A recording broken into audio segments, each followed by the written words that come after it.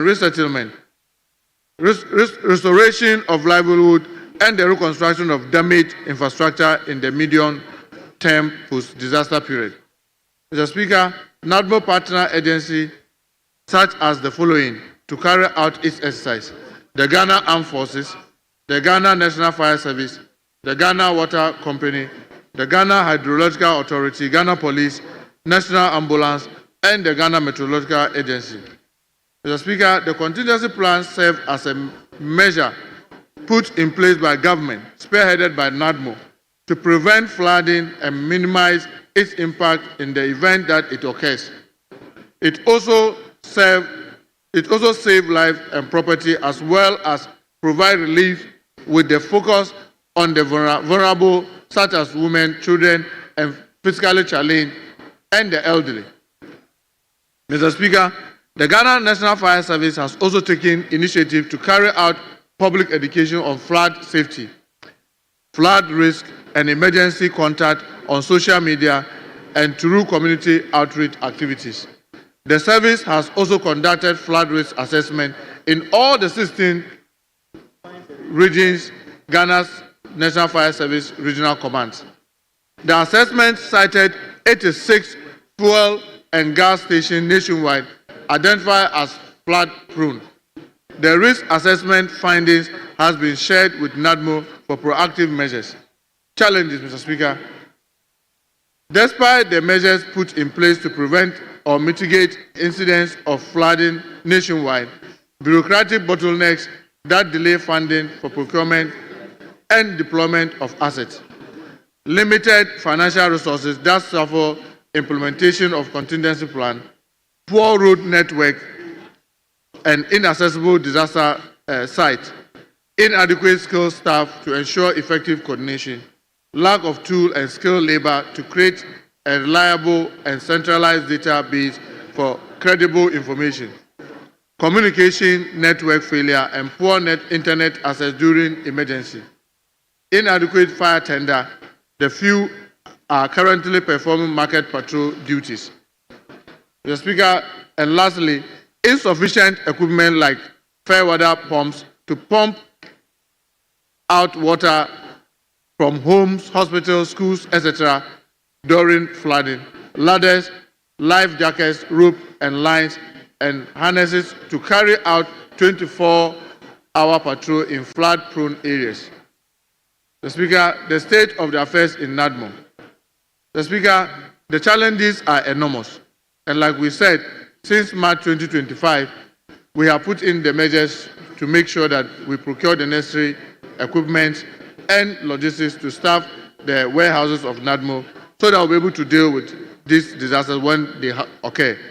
Unfortunately, because of challenges, we are currently in talk with the Minister of Finance to release the needed funds to enable NADMO to effectively implement its contingency plan. Additionally, the Ministry is collaborating with development partners and private sector partners to help resource the relevant agencies. The Ghana National Fire Service Regional Commands have collaborated with MMDAs for monthly clean-up of drains and gutters in their respective locations. In conclusion, Mr. Speaker, NADMO and all relevant agencies need to be urgently resourced to provide the needed services during these emergencies. Thank you, Mr. Speaker. Thank you very much. Honourable members, today we have a lot, so I'm going to control the comments. Right, Honourable Speaker, you know there are two. The Works and Housing Minister is also here to make a statement on the same matter. So if he can make his, we can combine the two to comment on them. Well. So, Honourable Minister for Works and Housing. Honourable Minority Leader, we are talking about floods and Mr. Speaker, the you may hear me first. Okay, let me hear you, my dear. Mr. Speaker, the practice, as I have come to know, is that the leader of government business would reach out and signal how he intends to proceed. Mr. Speaker, I'll rest my case. Well noted. Mr. Speaker, I thought earlier on I had indicated that there was a joint statement by both of them because this was a call made by the chief whip. The minority chief whip. Yeah. Several days, he kept insisting that he wanted both ministers to come and then explain what they are doing in relation to the flooding. That's why we got the two of them. Yeah, I think his concern is just reach out to him. Yes, I thought when I got up earlier, I had indicated that they will jointly make a statement on the flooding. So, please. Very well. Honorable Minister for Western Housing, you may take the podium.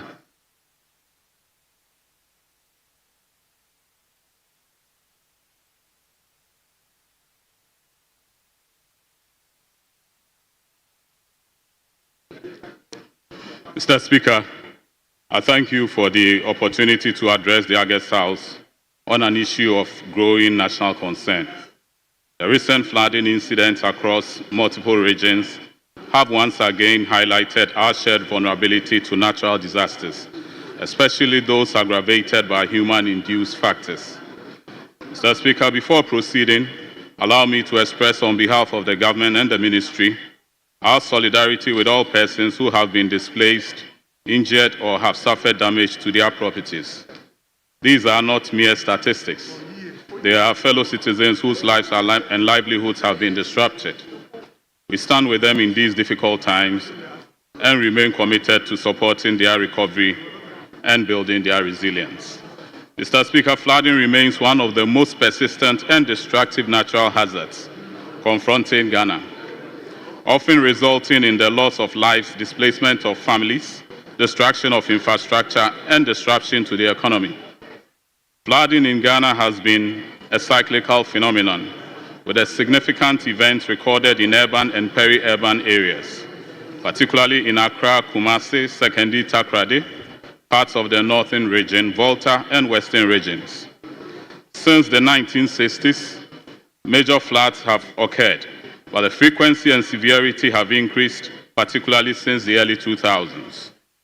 Mr. Speaker, in response to these recurrent disasters, the government instituted the National Flood Control Program in 2009, aimed at reducing urban and peri-urban flood risk by expanding and upgrading drainage infrastructure, increasing the resilience of communities and critical infrastructure to extreme weather events, preventing the recurrence of catastrophic floods through sustainable engineering and regulatory practices, enhancing disaster preparedness and early warning capabilities.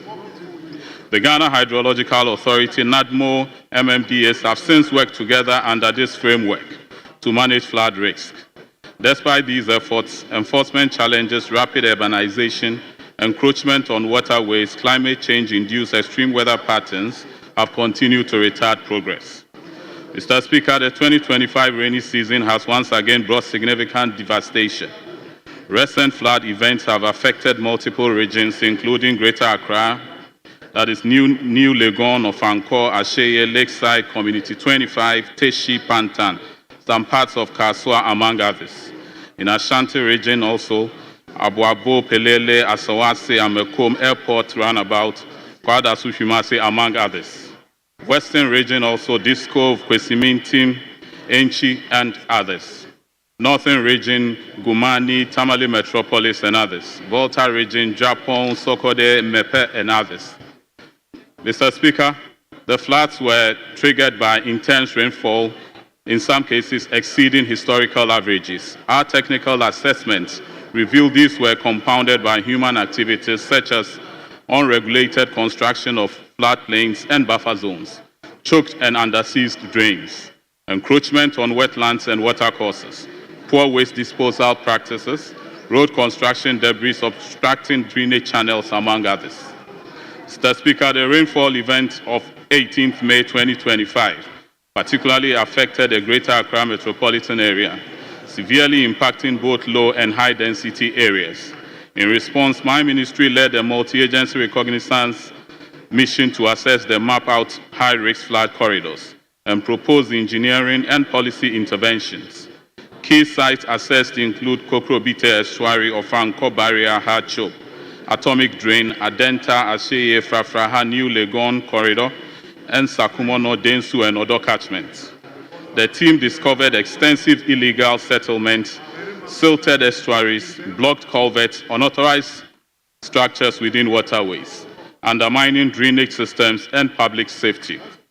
Mr. Speaker, to ensure a structured and a phased approach to tackling flood risk, the Ministry has adopted a comprehensive framework of immediate to medium and long-term solutions built on recent post-flood assessments, institutional experiences, and stakeholder inputs. These measures are intended to guide implementation of flood mitigation strategies and improve its effectiveness over time. Mr. Speaker, my ministry's immediate priority is to address urgent flooding challenges, enhance existing drainage performance, as well as improve community readiness. These include emergency desilting and drain cleaning in hotspots, strict enforcement of development controls, including demolition of structures on waterways, public education campaigns on sanitation and flood risk, activation of the flood early warning systems in collaboration with GMET and NADMO. Medium-term strategies in this phase, efforts will be focused on improving infrastructure resilience, institutional collaboration, and the integration of innovation, expansion and upgrading of drainage networks, deployment of real-time based monitoring tools, construction of stormwater retention ponds, integrated flood plan management, and green infrastructure, strengthen interagency collaboration for planning and emergency response. Long-term strategies. The long-term vision aims at sustainable climate-resilient flood management, which include overhaul of major urban drainage systems, periodic dredging of lagoons, and coastal protection measures, construction of large-scale detention and retention basins, climate-resilient urban design codes, operationalization of the National Hydrological Fund to serve as a dedicated mechanism for hydrological infrastructure financing, use of AI-powered urban drainage planning tools, fully integrated into spatial development schemes. Mr. Speaker, additionally, we are collaborating with the private sector. Minister, hold on. Honorable members, it appears we are not listening to the minister. I could look at all of you. You are either engaged with somebody else, engaging on your phone. We are not listening to him. Please, we brought him here to respond to certain needs of the country. So let's give him a hearing. Minister, let's move on. Mr. Speaker, additionally, we are collaborating with the private sector to explore green and nature-based solutions, which include wetland protection and afforestation, rainwater harvesting and permeable pavements, pilot projects in selected river catchment to serve as demonstration models, development and nature-based solution guidelines in collaboration with EPA and academia. Mr. Speaker, the ongoing World Bank-supported initiative, Greater Accra Resilient and Integrated Development Project, is also aimed at mitigating flood risk and improving solid waste management in the Odo Basin and surrounding communities. The GARRET project seeks to address causes of flooding in Greater Accra by expanding and dredging the primary drains such as the Odo River and the Kole Lagoon, restructuring key bridges and culverts to improve hydraulic flow, enhancing waste collection services in low-income communities, supporting enforcement of planning and building regulations through digitized permitting systems, establishing a resettlement framework for people living in high-risk flood zones. GARRET is a critical component of our medium to long-term urban flood management strategy and serves as a model for expansion into other vulnerable regions. Mr. Speaker, to conclude, no amount of engineering will succeed without enforcement and civic responsibility. Developers must comply with planning laws, citizens must stop dumping waste into drains, and MMDAs must enforce building codes diligently. The ministry is also collaborating with the Ministry of Education to integrate flood awareness into school curricula and promote youth-led sanitation campaigns. Public infrastructure must be matched with public discipline. Mr. Speaker, finally, the ministry estimates that an investment of approximately $6 billion is needed to implement comprehensive flood control measures across the country. We will seek public-private partnerships, climate financing, and development partner support to realize this vision. We remain committed to building a Ghana that is flood resilient, climate smart, and safe for all citizens.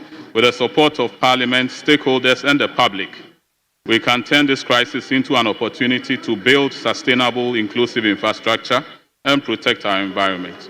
Thank you, Mr. Speaker. Thank you, Honorable Minister for Works and Housing. Honorable members, we've listened to two statements in connection with floods and related agent issues. So we are going to invite honorable members for comments. But like I said, we are going to manage because today we have a lot to do. So,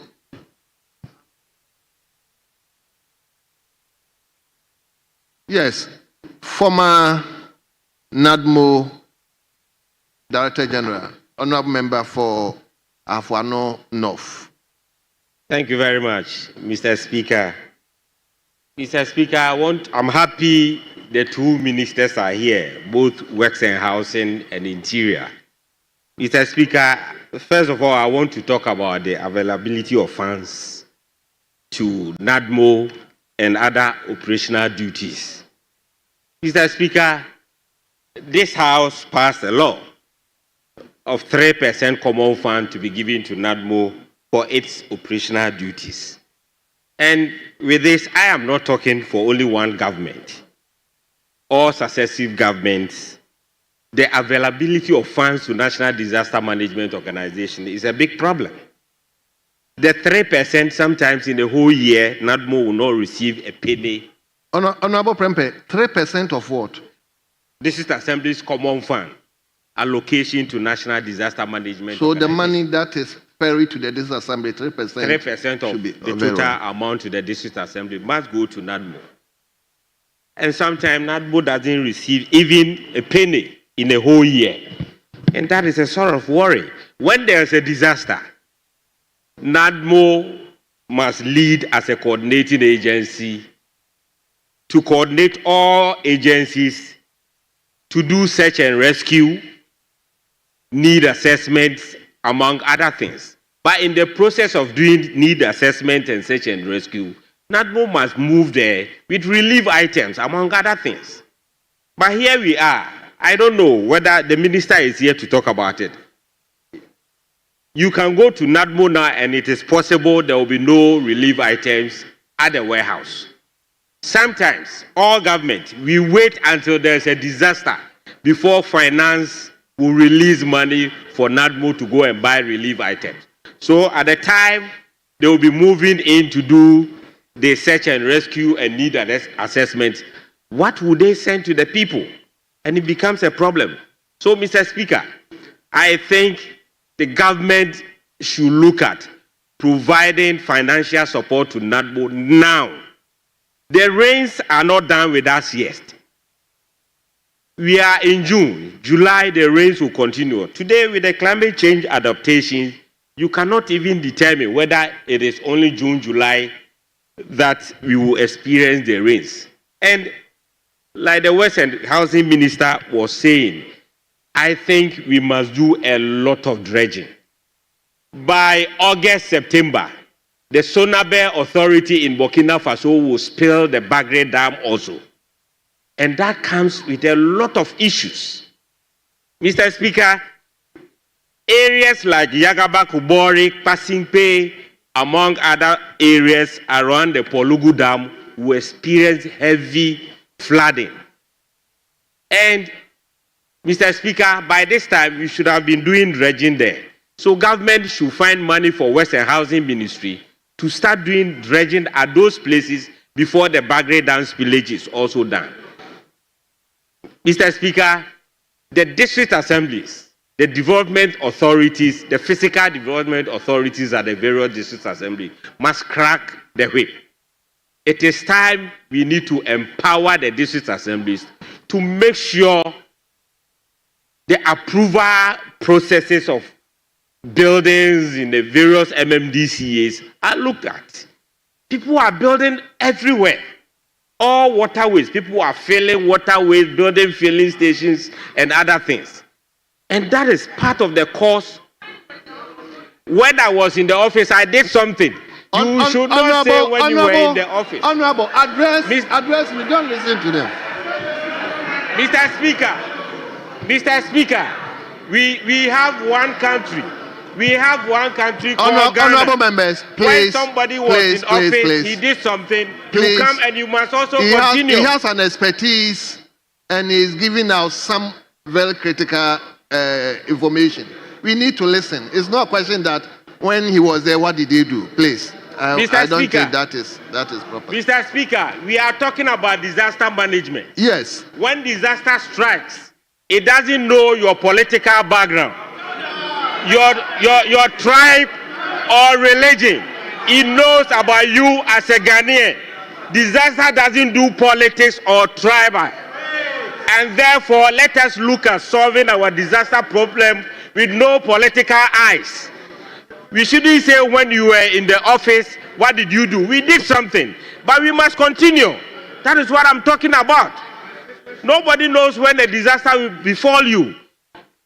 We are talking about tidal waves, and most affected areas are in the Volta region where it is an NDC stronghold. And we all believe that the people of Volta region are also Ghanaians. Therefore, we must find solution to the tidal wave situation in the Volta region. So we should not bring politics into such debates. Mr. Speaker, NADMO needs funds. We must find money for National Disaster Management Organization to get relief items, get a lot of equipment that they need to work.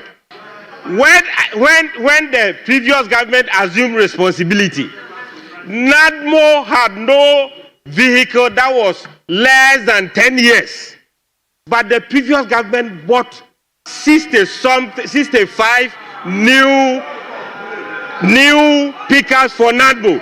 Today there's a new government. Let us continue and add up. Honorable member. We did not complain. Honorable member. We bought some. Honorable we should member. Continue. Honorable member. Honorable member. You were doing very well. I was enjoying you. So I don't want you to mingle politics into it. This is a comment. It's a statement. We are commenting on it, please. So thank you, Mr. Speaker. Just flow the way we're flowing. Thank you, Mr. Speaker. So, Mr. Speaker, let us look at the problems we have as a country. We have a lot of problems when it comes to disaster management in this country. Successive government has done a lot. We must continue as a nation. That is what I stand for. Thank you. But now, the appeal I want to make is that the Interior Minister should lead the Director General of NADMO to get funds from Finance Ministry to stock the warehouse of NADMO, so that when there's time for them to move in to do search and rescue and needs assessments, they will not be found wanting. And I want to make an appeal to the Works and Housing Minister or the government, to help the Works and Housing Ministry to start desilting areas around Polugu Dam, the Yagaba Kubori areas, and the Pasingpe areas, because I know for a fact that this year, August to September, the Sonabe Authority of Burkina Faso will speak the Bagre Dam and to bring another. Thank you. Thank you, Mr. Speaker. Thank you very much.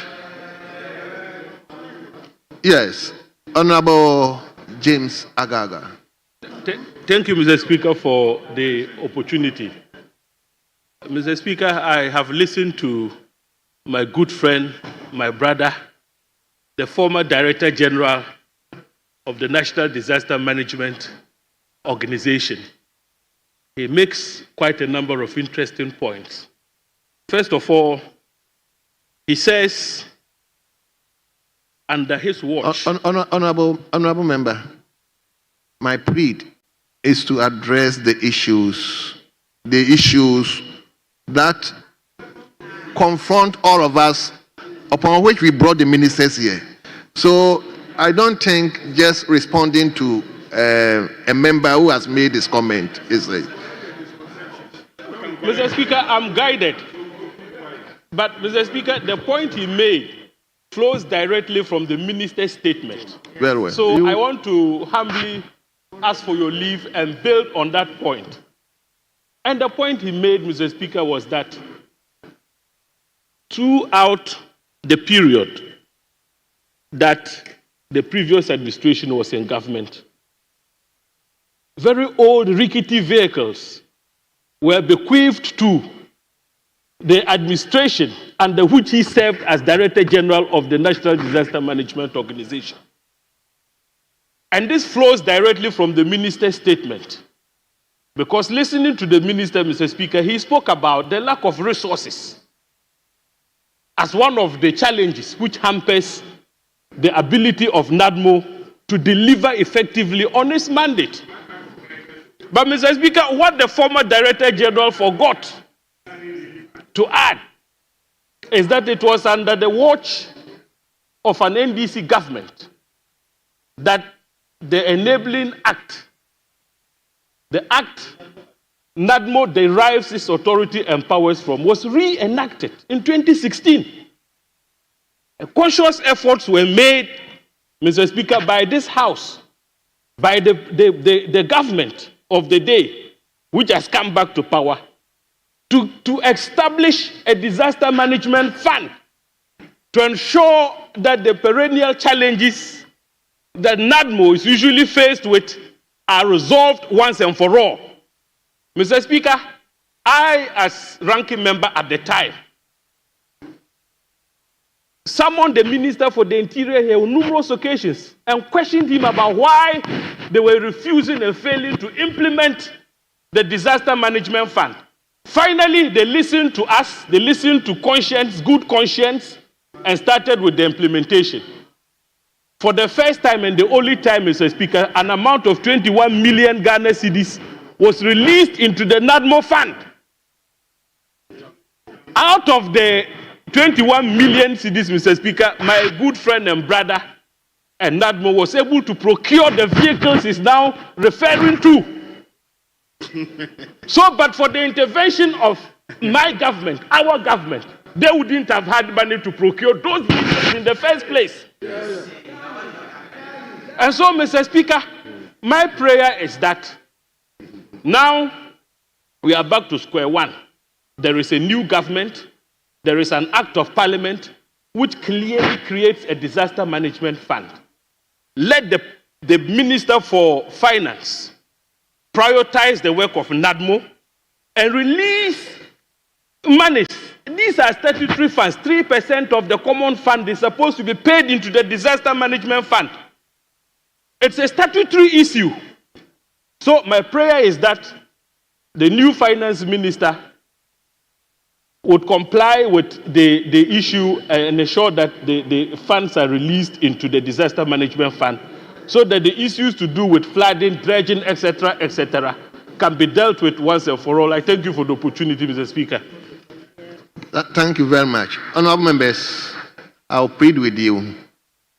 This statement which is I should have even asked the Minister for Roads and Highways to also, Honorable Governor, I should have even asked you to also make a statement, because this statement we are talking about emanated from the statement made by Honorable Bedzidin on accounts of school children who was crossing a river to Burkina Faso who got flooded and 7 of them perished.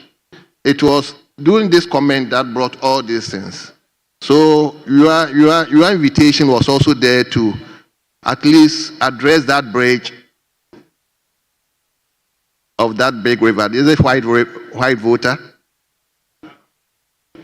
What's the river?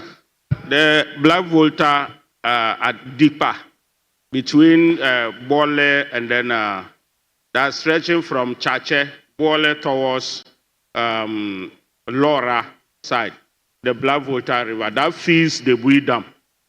Deeper is there. Very well. Thank you. So you take Honorable. Thank you very much, Mr. Speaker. And let me say a big thank you to the two ministers for bringing an annual problem once again to the House. Mr. Speaker, we are never back to square one. Governance is continuous, and we must continue as a nation. Mr. Speaker, every year we come to this house, and the sing-song is the same. Anytime the rains are in, we have a problem. Mr. Speaker, things are never right. For how long are we going to do this as a country? And the Minister for Works and Housing says something, and for me, that was very instructive. That no matter the engineering, no matter what we do, if we as citizens of this country do not do that which is right, Mr. Speaker, we will come back year in, year out and sing the same song. Our district assemblies must be up and working. Mr. Speaker, we all represent constituencies, and it is sad. Sometimes you go and waterways, you see people building. We turn a blind eye to all these things. And when the rains are in, we come to complain. Mr. Speaker, I believe the time has come that we take constructive plans and direction to address this flood problem. We cannot continue to be just talking. And so the Minister for Finance must do the needful. It was a surprise to me when the Minister of Interior said that they are talking to the Minister for Finance to release the needed funds to do that which we ought to have done yesterday. Mr. Speaker, we cannot be priding ourselves in the dollar appreciating or the cedi appreciating when our people are dying, when properties are being destroyed. No, we need to save a situation. And so the Minister for Finance must provide the needed money for the Interior Minister to procure that which we need to salvage the situation. We cannot continue to see our people, our properties and people die, properties being destroyed. This is the time. We need the money to do that to save our people. With these few words, Mr. Speaker, I'd like to say thank you. Thank you very much. Let me acknowledge the chairman of Works and Housing Committee. Okay. Thank you, Mr. Speaker. Let me commend our ministers for the statement on the flood situation in Ghana. I wouldn't want to discuss anything from the other side. All that I want to do is to commend them. I think all the issues they have discussed are the germane issues that will be able to help us to solve the flooding situation in Ghana, especially in Accra. Mr. Speaker, Mr. Minister spoke about this garage project. You all know 2019, government of Ghana secured $200 million to ensure that at least Accra could be saved a bit when they come to the flooding situation. But the sad part of it is that you go out there and see the real work that was done on the ground. I've said it, you weep for Mother Ghana. If we talk about value for money, you know, we're supposed to build detention ponds. Minister said it. Go out there, not even one was built. The drains that we're supposed to construct, concrete drains. What have been done? From 2019 up to date, we are here talking about disaster, how to fund. If we had invested this money very well, we have built the drains, the detention ponds, if we had constructed all these things, we will not be here talking about disaster relief. Now, even though we'll be talking about it, but it will be reduced drastically because the money was not applied well. I remember the former president going to the Dor River talking about building some nice pictures shown to Ghana. We're all impressed. The cameras were there. And tourist side, we're going to build tourist side. At the end of it, go there, although it's still the same. So what, even worse, what do you have to politicize this.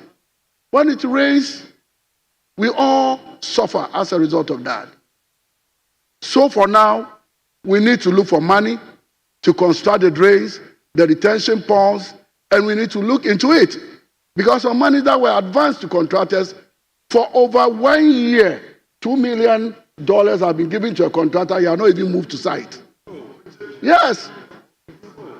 They call it mobilization.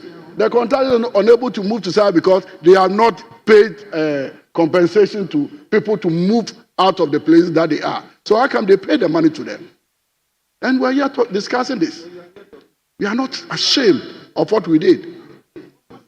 We should be, as Ghanaians, if we should pay money, the money belongs to Ghana. Is that the way we have to use our money?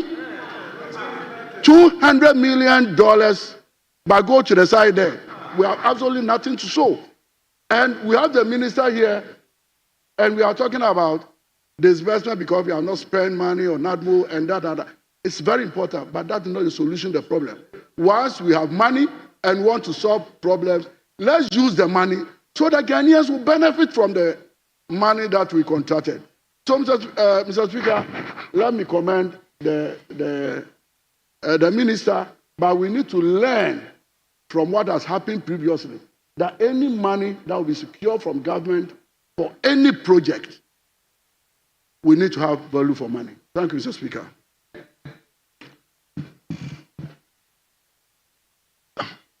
I'll take the last one from. He said, that's what. Then I come to a. Then. Thank Yes. you. Thank you, Right Honourable Speaker. Mr. Speaker, let me begin by thanking the Honourable Ministers for Interior and Works and Housing for briefing this House on a matter that, Mr. Speaker, I'm sure we've all acknowledged, even from the contributions, is of grave importance. The perennial flooding of our cities and towns, and the planning of our cities and towns generally. Mr. Speaker, I had a privilege to be in government the last time, and I do know that considerable work was done by the Akufo-Addo administration in our efforts, in the effort to deal with the perennial issue of flooding, and indeed on planning generally. Mr. Speaker, my brother, the Honorable Francis Asenso-Boakye, for example, was Minister for Works and Housing during the considerable period of the Akufo-Addo second term. And I do know the enormous intervention and investment the government put into building drains, into dredging our drains, and generally into putting measures, Mr. Speaker, to deal with the issue of disaster management and flooding. Mr. Speaker, I know, for example, that the government of President Akufo-Addo set up a special task force which was to work to make Ghana adequately prepared should we even have an earthquake. And therefore, the government was very sensitive and particular when it came to disaster management. Of course, Mr. Speaker, the economy we have as a country and the size of our purse will mean that there will be multiple competition for resources, national resources, and therefore a government will not be able to tackle all the various components of this long-standing issue and entrenched issue. But the fact has to be made, the point has to be made, that considerable investment, a lot of work was done by the Akufo-Addo administration when it comes to disaster management generally, town and country planning in particular, and investment in preventing flooding in our cities, towns, across the country. Mr. Speaker, I listened to the Minister for Works and Housing, and I listened to the Minister for Interior. Mr. Speaker, this government has been in office for some 6 months, and Mr. Speaker, the two ministers should be commended for updating this House and for bringing this matter up again.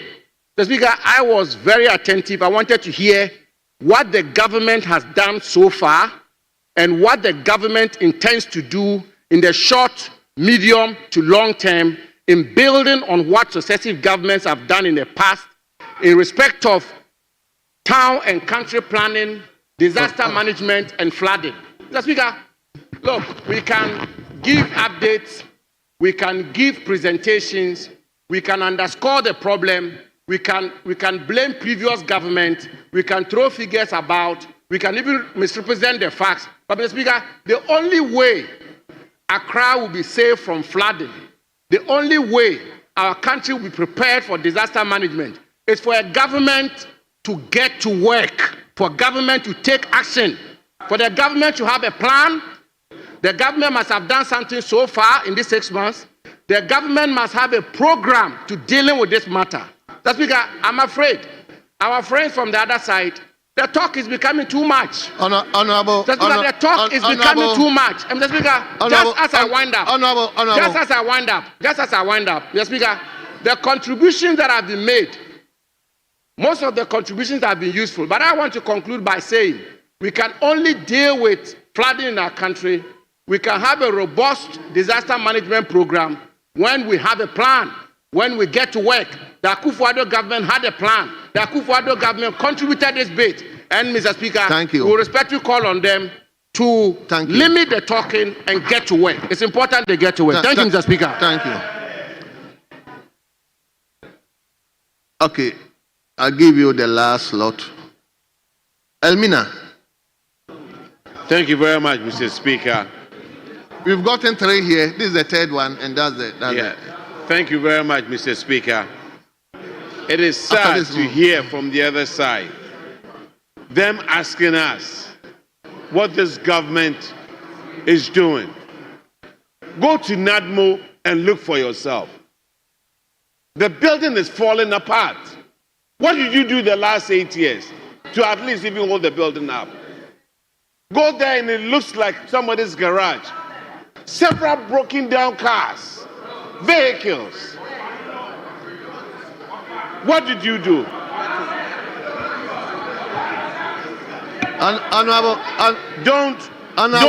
Don't let us treat... Honorable Samuel Atta Mills. Yes, sir. Take your time. Honorable Samuel Atta Mills. Okay. You are not fighting with anybody. All right, Take your sir. time. Take your time. Okay. Mr. Speaker, I take a cue. From that. Don't let us treat NADMO like we are treating a coffin-making company. You will need those coffins. When floods come, you will need NADMO. What have we prepared? What have we done? Let's work on it. Mr. Speaker, it's sad when you go out there. Are we ready for disaster management? Are we ready to save people? Don't let this be a talk shop. Let's fold our arms. Let's fold our sleeves. Those in the past who didn't do it, shame on you. We are going to get it done. Honorable Samuel Atta Mills, please withdraw that statement. Thank you. Please withdraw it. Withdraw it. I withdraw. Very well. I withdraw. Look, I can help you too. Very well. So, Mr. Speaker, thank you very much for this opportunity. But we need to work on it.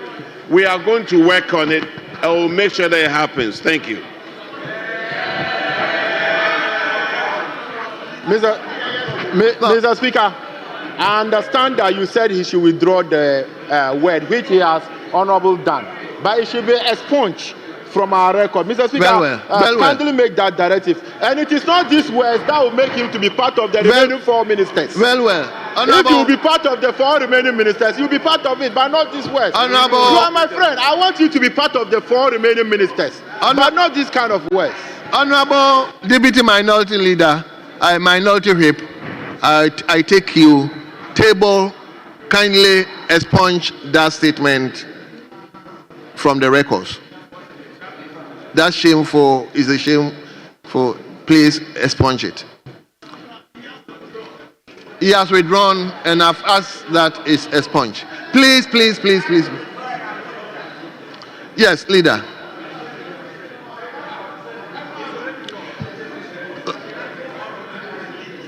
Yes, let's invite Honorable Minister for Foreign Affairs to also brief the House.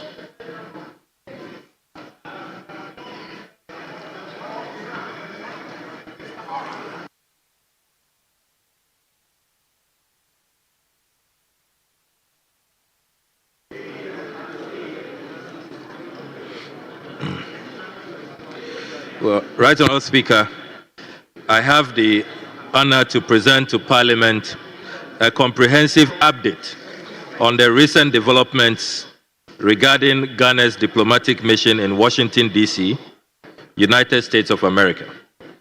As members of this August House may be aware, the Ministry of Foreign Affairs took an extraordinary but necessary step on the 26th of May 2025 to temporarily close the mission in Washington, D.C. and recall staff to Accra following reports of grave legal infractions. This decision was made after thorough deliberations and prompted by incriminating findings from a special audit team, which uncovered instances of fraud, conflict of interest, and corruption, particularly involving visa processing and the unauthorized activities of a third-party agent operating under the name Ghana Travel Consultants, GTC. With the full support of His Excellency the President, this action marked our government's unwavering stance against corruption and our commitment to protect the integrity and the image of our foreign service. Right Honourable Speaker, the special audit team which I set up was made up of senior management of the Ministry of Foreign Affairs. They uncovered a complex web of corruption that compromised the integrity and efficiency of the embassy's operations. Among the findings are the unlawful activities and conflict of interest involving one Mr. Fred Kwating, who was formerly employed on August 11, 2017, according to our records at the ministry, as an information technology officer. Mr. Kwating continued to work with the mission with a renewal of annual temporary appointments. It has also emerged that Mr. Fred Kwating was not qualified to be employed as a local staff, as he does not possess the appropriate legal status to be employed in the USA. Mr. Speaker, additionally, the investigations revealed that Mr. Kwating is the owner and main operator of Ghana Travel Consultants. The company was later mysteriously contracted to provide exclusive courier handling for the mission, effective 1st January 2023, by the former ambassador, Her Excellency Hajia Alima Mahama. The team discovered that this situation started as far back as 2019. Therefore, the 2023 contract only sought to legitimize what was palpably wrong. This dual role as IT contract staff and at the same time service provider, where he illegally redirects applicants to his own company, GTC, created a criminally unacceptable situation where personal interest was clearly prioritized over official duties to the detriment of the mission's objectives and public trust. Mr. Speaker, investigations have revealed that on 19th November 2019, Mr. Fred Kwating was issued a formal query when the then head of Chancery, Her Excellency Genevieve Akpalu, who is now the head of mission or the ambassador at Ghana's embassy in Tokyo, Japan. She first discovered this illegal link on the website. It is curious that not much appeared to have happened after that query as shockingly, Mr. Kwarteng became bolder with his unlawful activities, which continued after more than 6 years. Mr. Speaker, I have here with me a copy of the 2019 query. And with your permission, Mr. Speaker, I'll read the query. Dated 19 November 2019, signed by Genevieve Akpalu, Minister Head of Chancery. And it reads, Dear Sir, query. It has come to the notice of management of the embassy that in September 2019, you modified the embassy's website in respect of visa passport acquisition process without the necessary express approval. Will you explain why disciplinary action should not be taken against you for taking this unilateral, important decision? Your response should reach the undersigned not later than close of work on Wednesday, November 20th, 2019. Mr. Speaker, it remains a mystery how nothing happened after this query on the 19th of November 2019. Mr. Speaker, the mission's engagement of GTC was characterized by an irregular procurement process and a blatant disregard for the provisions of the Public Procurement Act 2003, Act 663, as amended by Act 914. Furthermore, the contract between the mission and GTC was signed without the prior review and approval of the Ministry of Foreign Affairs, raising questions about the legitimacy and transparency of the procurement process. The execution of this agreement was done without recourse to the head of Chancery, who is a principal accounting officer at each mission, and whose duty it is to exercise proper control over the collection and disbursement of public funds, and to ensure that proper system of accounts is kept per the Financial Administration Regulations 2004, LI 1802. Mr. Speaker, this lack of adherence to established protocols undermines the principles of accountability and good governance that we strive to uphold in our diplomatic missions. Nonetheless, the head of consular section, who has oversight responsibilities for all consular activities, including visa and passport processing, and the head of Chancery, cannot reasonably claim to have been unaware of the prevailing circumstances. Thus, their failure to perform in a proper manner the duties imposed on them contravened regulations, undermined efficient conduct, and brought the image and the good name of the Republic of Ghana into disrepute. According to their own account, GTC had been depositing unspecified amounts into an unauthorized welfare account being operated by the mission. And these payments were not subject to audit until the payments were discontinued. This fact was known to the staff of the mission, and the said funds were used for unofficial activities by the mission on the blind side of the Ministry of Foreign Affairs. The team discovered that GTC's website was directly linked to the mission's website for courier services, providing no alternative options to applicants. This unauthorized and illegal arrangement not only limited the applicant's choice, but also compelled the applicants to opt for the courier service provided by Mr. Fred Kwarteng. Right Honourable Speaker, it is noteworthy that Fred Kwarteng's company operates from offices located about a 40-minute drive from the embassy, raising concerns regarding the nature of this arrangement and the extent of oversight exercised by the embassy. While the company operates a dedicated driver service that picks up and drops off passports between GTC and the mission, applicants have the option to drop off and collect their documents in person at GTC. It remains a mystery how GTC was allowed to become an annex of our embassy in Washington, D.C. Mr. Speaker, in 2020, the ministry entered an agreement with EMH Global, which was renewed in 2024, to standardize the websites of selected missions, including the Washington mission. However, these attempts were rebuffed by the Washington mission to avoid accountability and transparency. Even though Ghana paid for this contract to standardize all websites, only the Washington, D.C. website was not standardized and reconfigured. Everything was done by staff of the mission to prevent EMH Global to carry out their legitimate contract, which they had earned by the previous government. Mr. Speaker, to date, that synchronization has not been done. Had it been done, the link used to redirect applicants to GTC's website for the illicit business would have been curtailed.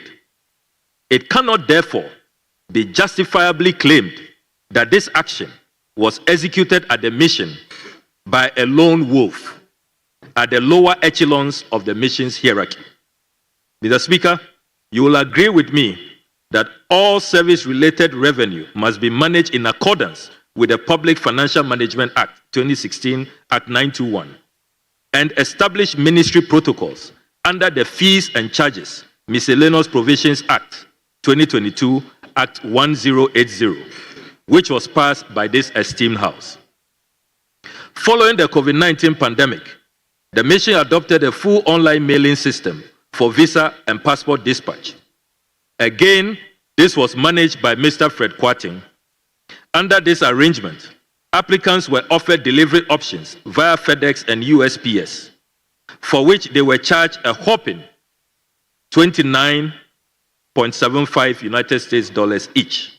Additionally, Mr. Kwarteng's company, GTC, also introduced a new service where he invited applicants to come for assistance in completing visa and passport forms, where he charged them between 60 and 100 United States dollars per applicant.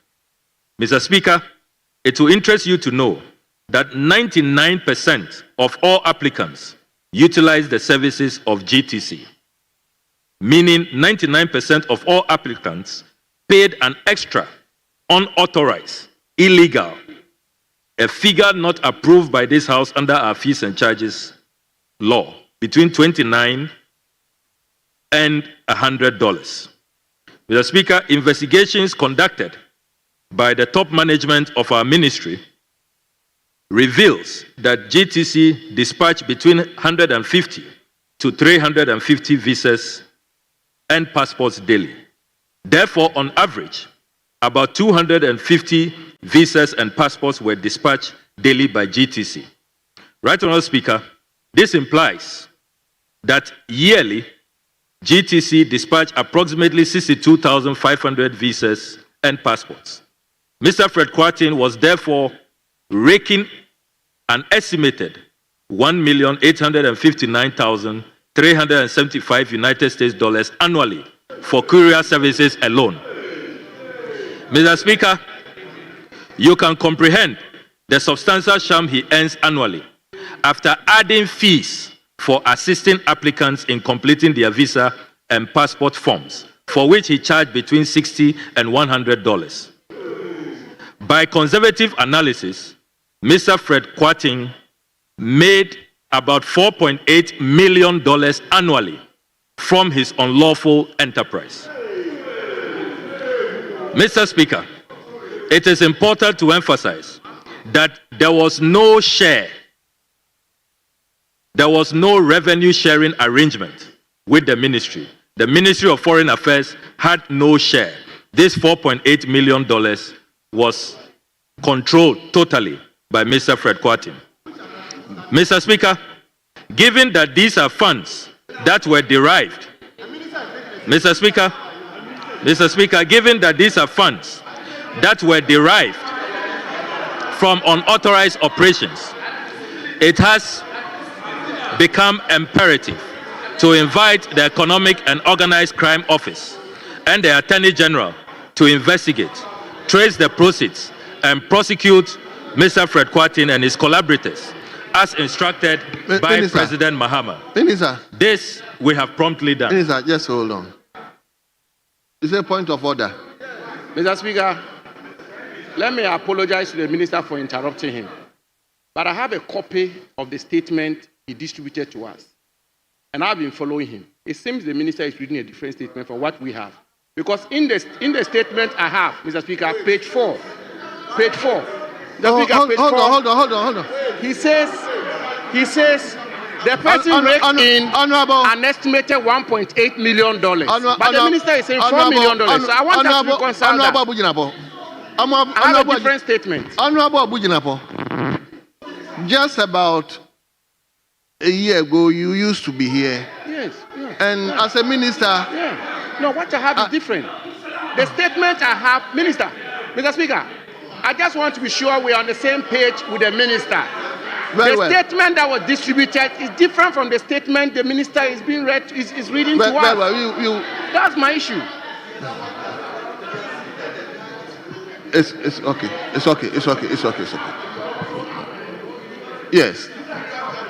Yes. Well, thank you very much, Mr. Speaker. So, Mr. Speaker, I encourage the respected ranking member of the Foreign Affairs Committee to pay attention to paragraph 17. It's the same statement I'm reading. So the 1.8 million is for the courier service, and then the $4.8 million is where he adds it's all there. Paragraph 17. Honorable let me read it again. Please. Let me read it again for you. You don't have paragraph 17? You don't? Let me read paragraph 17 for you. Yes, go on. I'm reading paragraph 17 again for emphasis. This implies that this... Okay.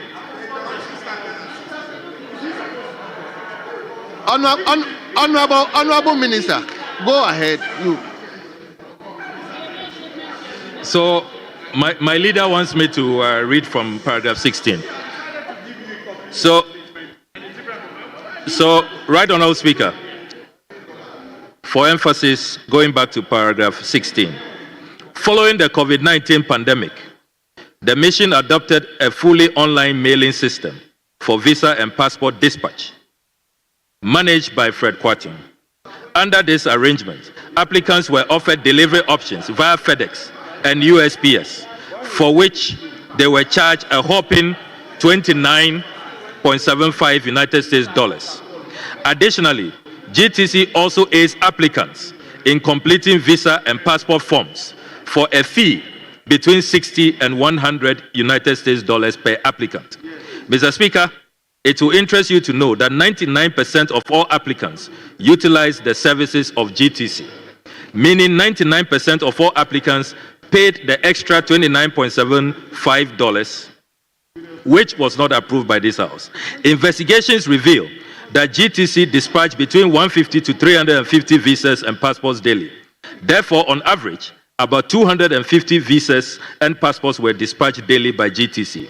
Mr. Speaker, this implies that yearly GTC dispatched approximately 62,500 visas and passports.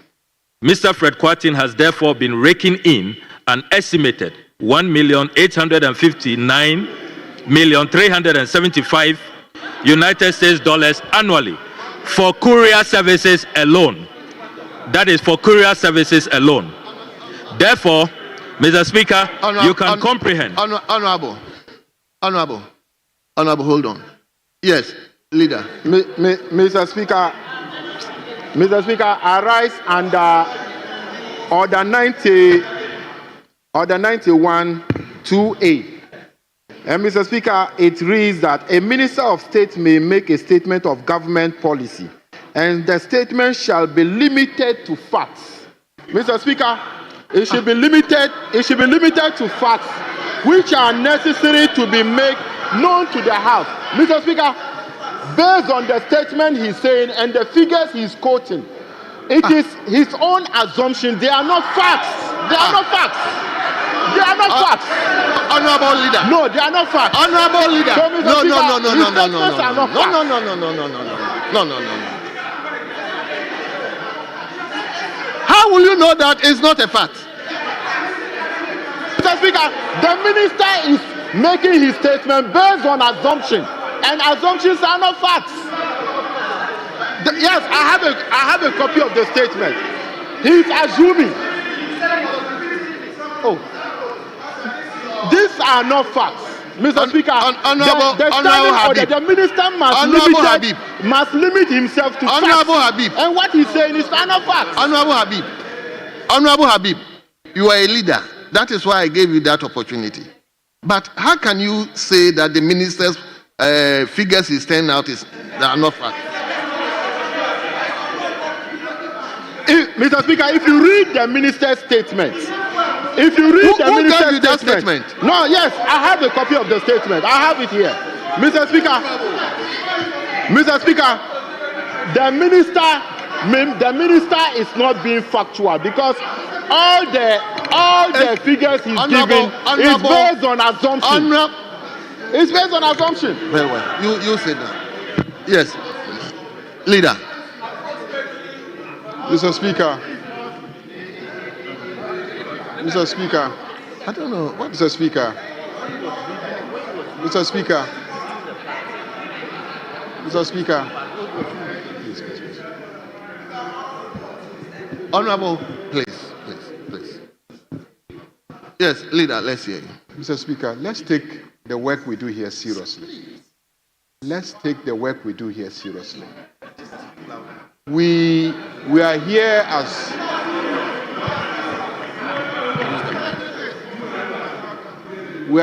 as members of Parliament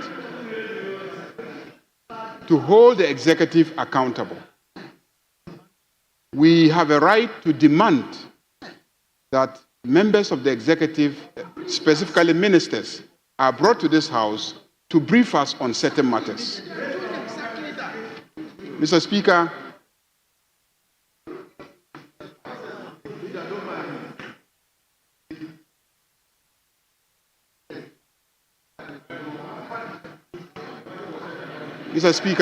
Leader, just address me. Mr. Speaker, when this incident occurred, no less a person than the minority leader came to this House and demanded that we summon the Minister for Foreign Affairs to come and answer questions why he had closed our mission down for 2 days. That is the minority leader himself. The minister is here. Now, let us educate ourselves on parliamentary processes. When a minister stands here and makes a statement, and we feel strongly that he has misinformed the House, in some jurisdictions, it is grounds for the removal of the minister.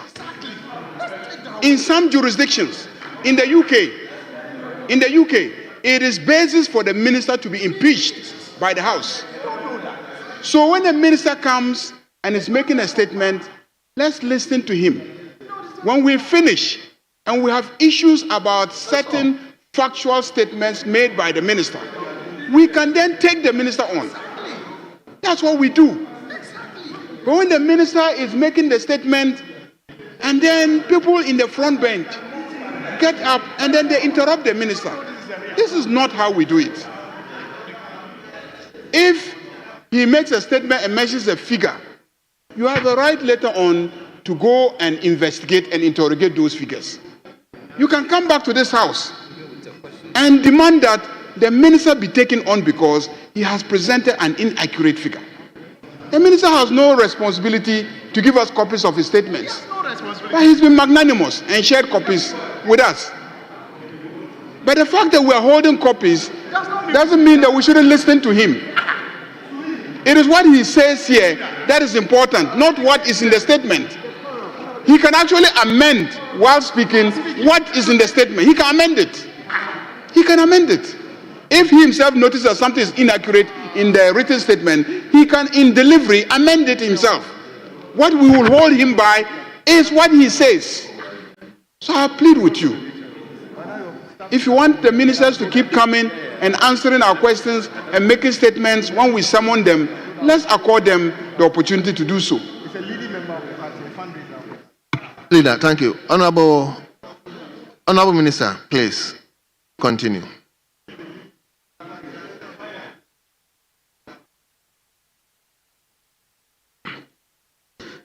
I'm grateful to you, Mr. Speaker. Mr. Speaker, let me state for the record that I am happy to make available the full report of the audit team for members to study and appreciate. Nothing being presented here is conjecture or is not the fact. I am presenting to this House incontrovertible, irrefutable facts, and that has to be emphasized.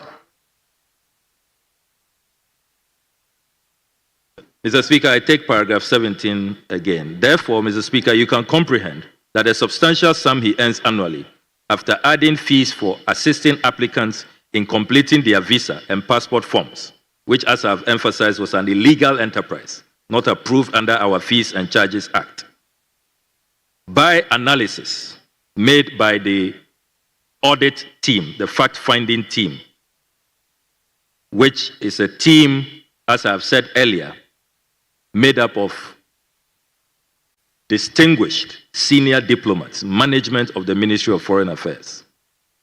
Mr. Fred Kwarteng was making $4.8 million annually from his unlawful enterprise.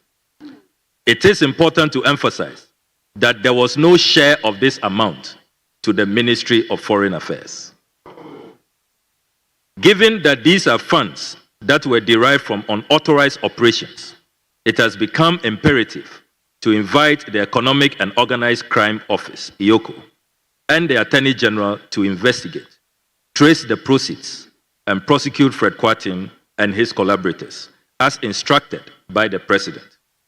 Mr. Speaker, I'm glad to inform you that the ministry has promptly done.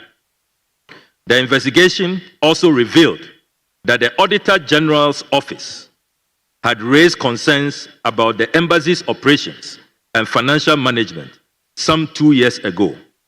Specifically, the audit findings highlighted issues with procurement practices and financial accountability, which seem to have been ignored or inadequately addressed.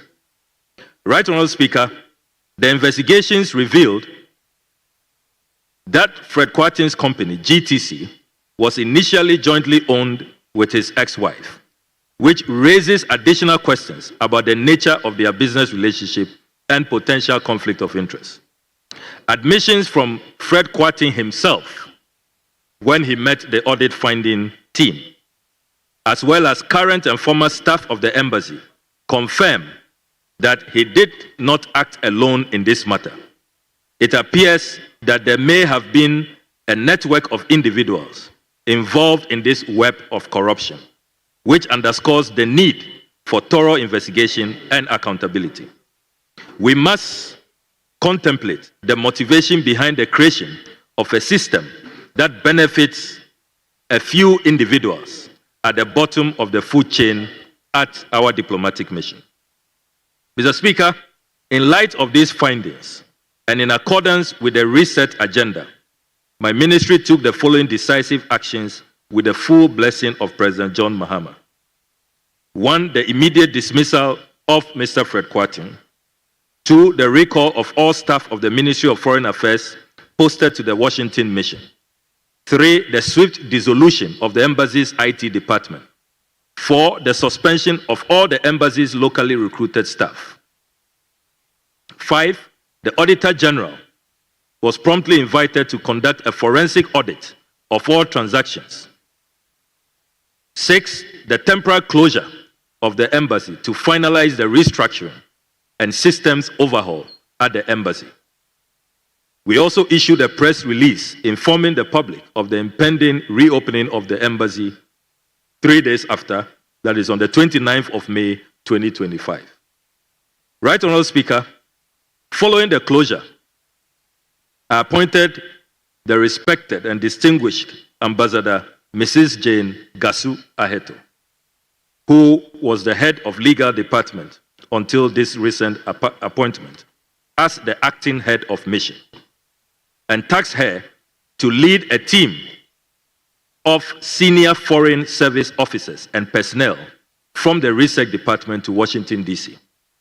Their mission is as follows: restore integrity to the operations of the embassy, overhaul the mission's IT systems, implement internal controls, address administrative gaps, and ensure a smooth and credible reopening of our diplomatic presence. The team arrived in Washington between the 31st of May and 1st June 2025. By that time, the ministry's IT unit, in collaboration with interim staff from our New York mission, had already laid the groundwork for the official reopening of the mission on 29th May 2025. Key findings and challenges. Mr. Speaker, upon arrival, the team led by the ambassador encountered a backlog of over 2,300 visa applications. And I'm sure that honorable members have seen a number of videos about frustrations being expressed by visa applicants at the Washington embassy. Mr. Speaker, there was also no structured filing or tracking system in place, compounding the issue. An average of 350 new applications were being submitted daily. The situation was highly disorganized and required urgent intervention. Mr. Speaker, I arrived at the mission on 1st June 2025 to personally assess the situation on the ground. During my visit, I held meetings with both local and home-based staff, where I clearly conveyed the government's position on the matter. I underscored that Mr. Frederick Kwarteng, the principal suspect in this case, along with any accomplices, will be held fully accountable under the law. This includes cooperating with U.S. authorities to freeze their accounts linked to this criminal enterprise. Right, Honourable Speaker, I issued a series of directives which are currently being enforced. The establishment of an internal investigative committee to probe all locally recruited staff. IOCO has been formally notified to pursue Mr. Fred Kwarteng, to trace the proceeds of crime, and to have him brought to Ghana for prosecution. A complete overhaul of the IT department and digital platforms. The streamlining of the Client Services Center to enhance transparency. Implementation of a secure and tracking to trace the proceeds of the mission's working hours have been extended from 8 a.m. to 8 p.m., with some officers working beyond 10 p.m. And Mr. Speaker, I must commend the dedication and commitment of our diplomats in rising to this challenge. Mr. Speaker, the mission's IT infrastructure has been fully reconfigured to enhance security and service delivery. All the unauthorized access points have been removed. A live chat system has been introduced, and official email accounts have been updated to promote professionalism and responsiveness. In addition, 3 new phone lines have been added to reduce call congestion. 2,277 real-time online chats and 543 email inquiries were handled within a 2-week period. To further improve performance, the mission is also rolling out a mandatory training program focused on professional client service and work ethics. Pursuant to these directives, the Internal Investigative Committee has to date interviewed 25 locally recruited staff. A few individuals have since tendered their resignations. The remaining staff are scheduled to be interviewed within the week. A comprehensive report, including findings and recommendations, will be submitted upon the conclusion of the inquiry. Mr. Speaker, while the visa and passport issuance process has significantly improved, the primary challenge remains mailing delays, largely due to logistical failures by the United States Postal Service. Approximately 490 duly issued visa packages mailed on 6 and 9 June 2025 were not properly scanned, leading to concerns among applicants. In response, we have directly engaged USPS to mitigate future disruptions. Measures implemented include staggering mail dispatches to a maximum of 200 packages per day to enhance tracking and delivery efficiency. Mr. Speaker, may I stress that contrary to propaganda out there, no new recruitment has been carried out at our Washington, D.C. mission. All the replacements are distinguished senior Foreign Service officers of many years of impeccable experience and integrity. Our decisive reset intervention, by not looking on, as happened in the past, has sent a very clear message that the Mahama administration will not be complicit in dubious schemes that border on corruption, conflict of interest, abuse of office, and cruel exploitation of clients of our missions abroad. Government's actions have projected a great and positive image of our beloved country. In concluding, Right Honourable Speaker, despite the serious nature of the infractions that led to the temporary closure of the mission, I am pleased to report that the Washington, D.C. mission has been fully reopened. Operations are stabilizing, and confidence in Ghana's diplomatic representation in the United States is being steadily restored. Mr. Speaker, as Minister, I remain resolutely committed to advancing the necessary institutional reforms, ensuring that justice is served in cases of corruption, conflict of interest, and abuse of office, upholding the highest standards of integrity and service delivery across all our missions abroad. Mr. Speaker, I will continue to keep this House informed as both the investigations and reform processes progress. I thank you very much for the opportunity. Thank you very much. Honorable members, I will only take a comment each from each side.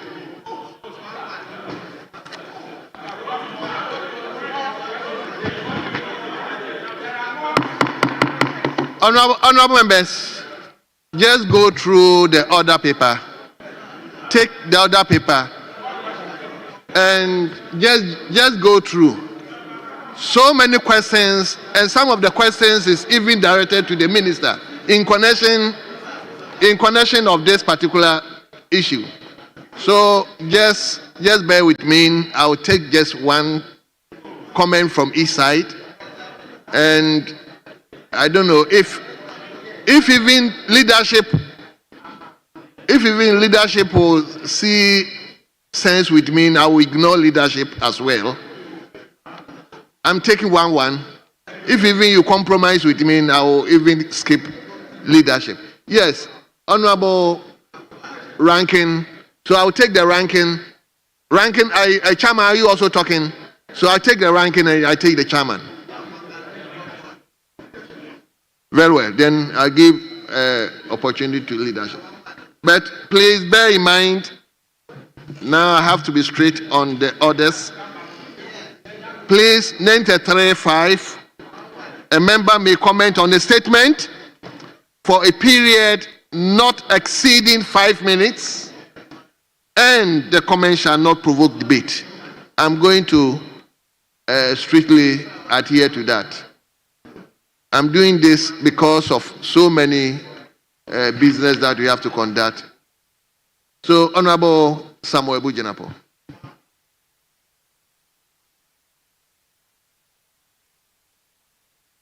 Yes, leader. Mr. Speaker, I do agree with you that we need to manage our time very well. But this is a matter that engaged significant national attention. And I recall the minority leader that very day urgently requested for an opportunity to make a statement and demanded that the Foreign Affairs Minister should be here to answer questions. A press conference was organized on the matter. And when we rescheduled the Foreign Affairs Minister, he came under enormous attack. Mr. Speaker, today, such a comprehensive report based on a thorough investigation of the situation has been presented to the House. We cannot limit it to just one person on each side. There is significant interest on both sides of the House. There is significant interest. There is significant interest. And so, Mr. Speaker, I think we should allow part 3.3 Honorable Leader. 3-3. Honorable Leader, respectfully, I'll go with my ruling. Just look at the questions. The urgent question 1, which is filed by, the question was filed by Samuel Bujenapo. The question is soliciting almost the same information. You take the 2B, it's almost the same line. So I think all the information that we need or we need to provide to the nation, we can solicit, if not through the statement, through the questions. So I want to just stick to what I've just said, 1 each, then I'll give the opportunity to leadership. Please bear with me. Yes, Honorable Ranking Member. Thank you, Right Honorable Speaker, for the opportunity. Mr. Speaker, let me begin by thanking the Honorable Minister for this very elaborate statement given to the House, and also to thank him and welcome his decision to share the report of the Ministerial Investigative Committee to the House, because, Mr. Speaker, at the committee level, we had requested for this report, and we are yet to have a look at the report. Mr. Speaker, let me very quickly make the point that we from this side, the minority, we are not against or opposed to any effort to establish accountability. We don't have any difficulty whatsoever. And indeed, Mr. Speaker, we encourage the minister to ensure that wherever there is rot or wherever there is corruption, he should investigate, root it out, and bring the perpetrators to book. Mr. Speaker, a certain Mr. Kwarteng is alleged to have been involved in a corrupt act. That cannot be the burden of this side of the House, Mr. Speaker. Mr. Speaker, Mr. Speaker, Mr.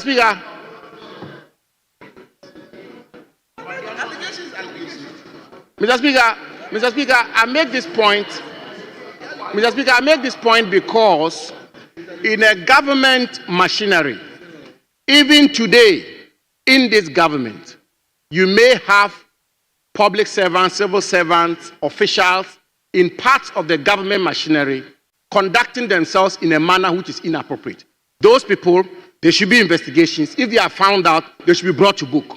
So we want to assure the minister and assure the Ministry of Foreign Affairs that the Committee on Foreign Affairs, the minority caucus on this committee, fully supports his effort. In any event, Mr. Speaker, Mr. Fred Kwarteng was recruited into the Washington mission as far back as 2013, during the time of President Mahama.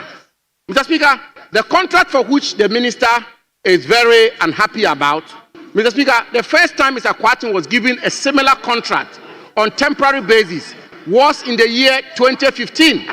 And I can furnish the minister with evidence to support the assertions I'm making. Mr. Speaker, the basis for the investigations or the basis of this alleged corruption, and I use the word alleged with great emphasis. Mr. Speaker, what is the basis of it?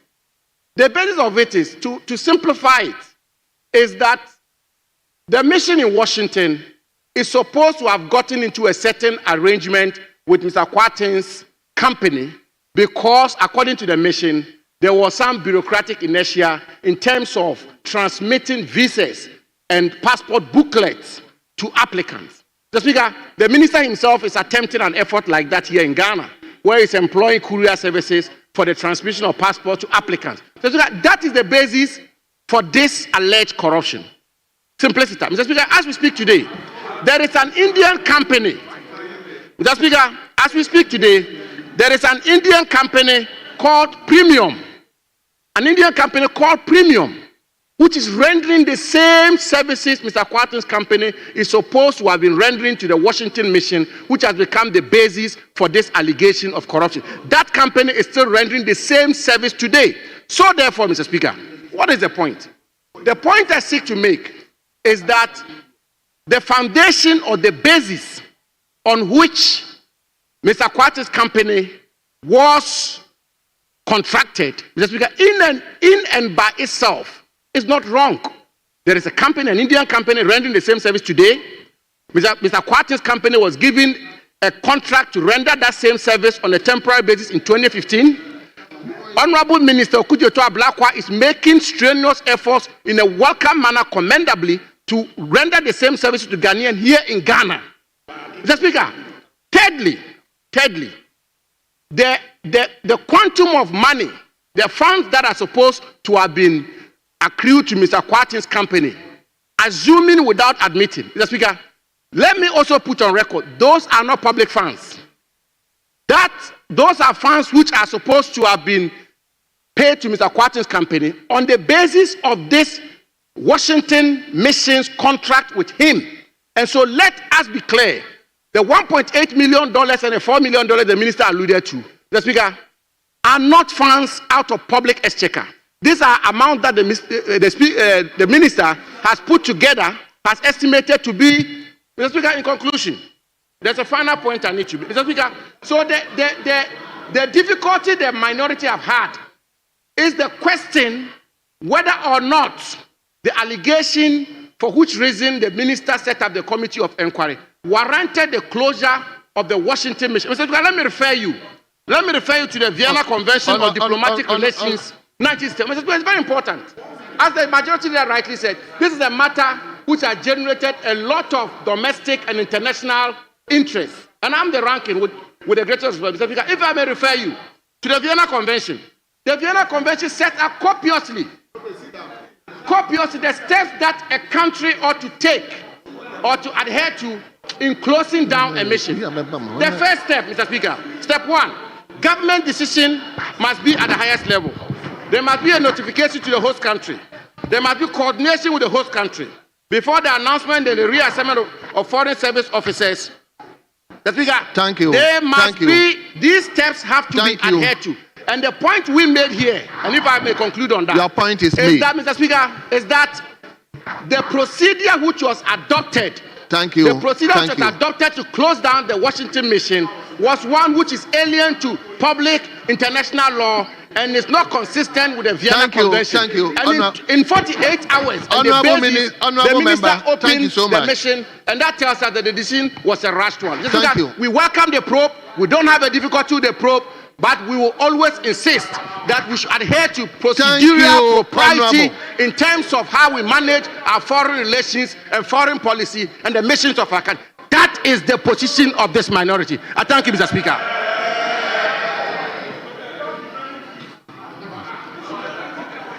Yes. Honorable members, you see, I decided not to pick. You see, these interjections will always waste a lot of time. I beg of you. Please.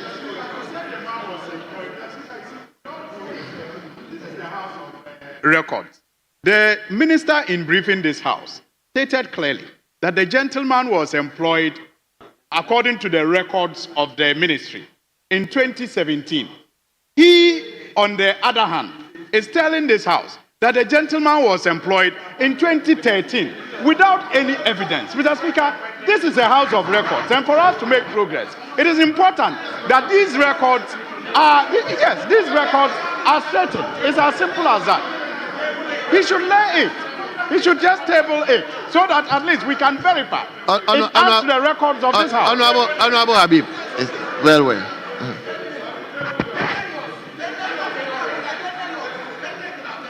Let me listen to.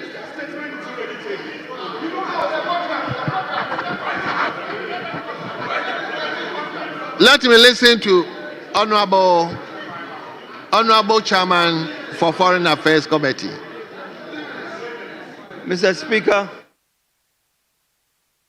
having heard the report as presented by the Minister for Foreign Affairs, leading to the closure of the Washington mission,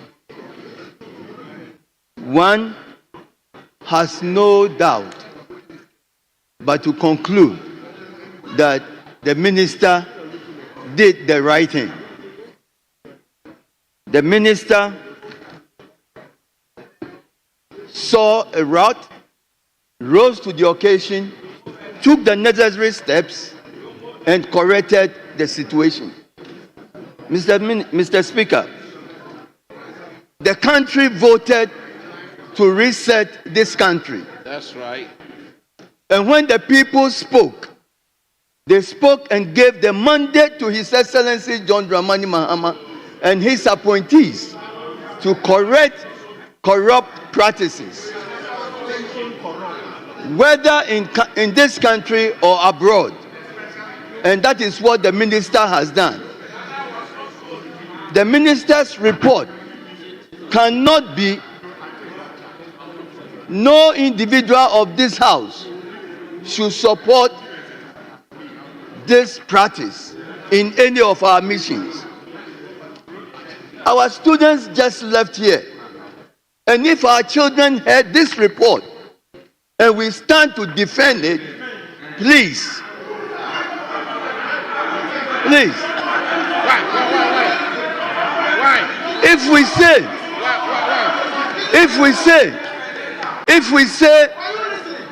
say we support the minister, then let's support him all the way.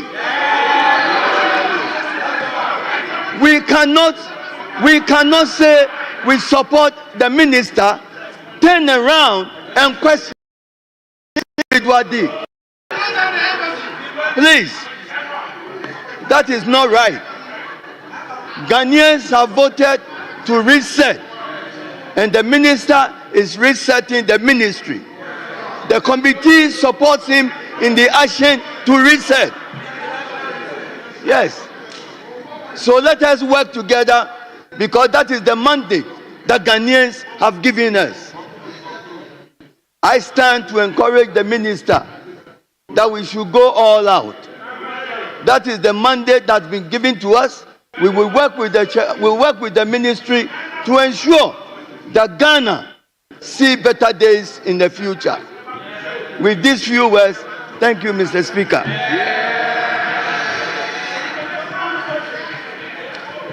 Let me now revert to the leadership. Yes, Honorable Deputy. Mr. Speaker, with your leave, I yield to the Member of Parliament for Busimi Fremu, Asafo-Adjei. Yeah, we went together. Honorable Asafo-Adjei, you have 5 minutes. Thank you, Mr. Speaker. Thank you, Mr. Speaker. Mr. Speaker,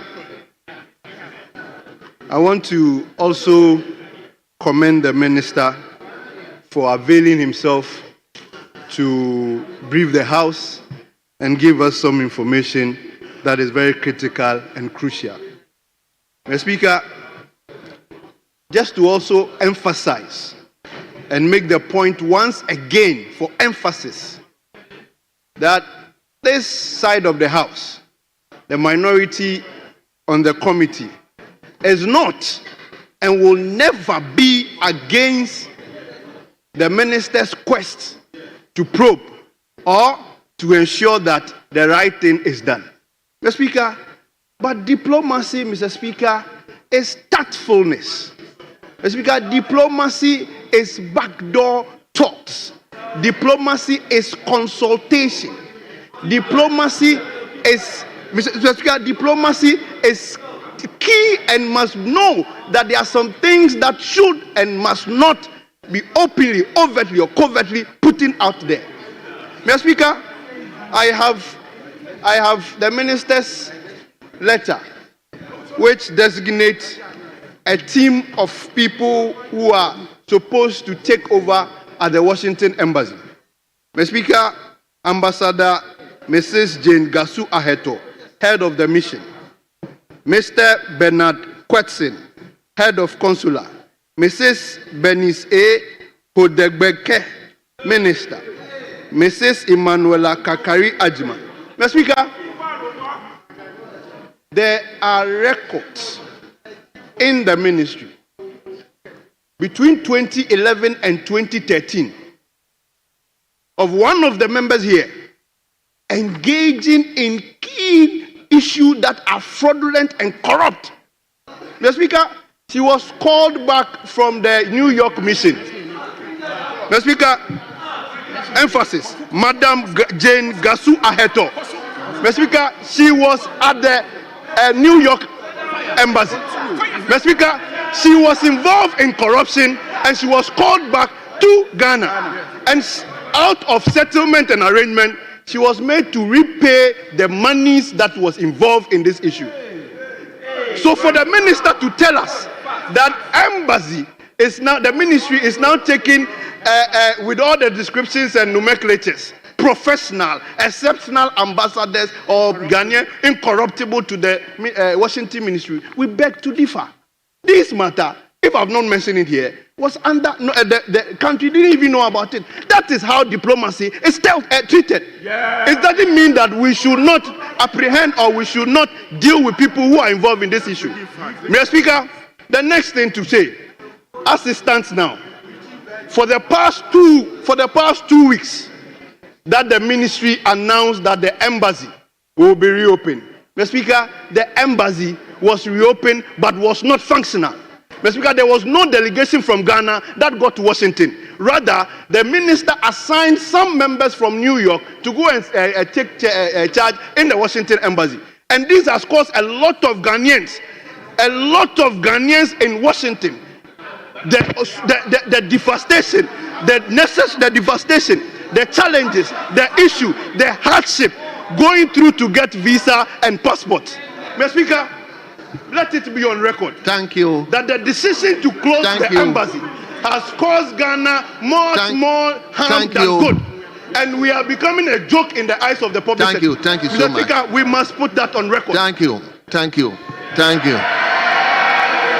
Yes, Honorable Majority Leader.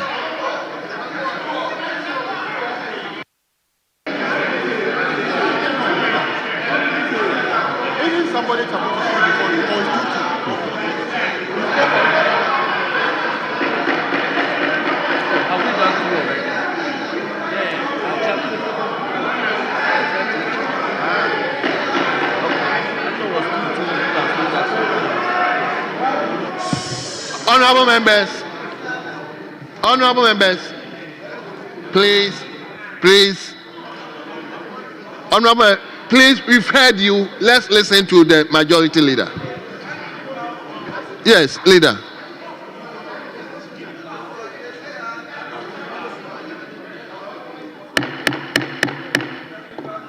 Yes, leader. Thank you very much, Mr. Speaker.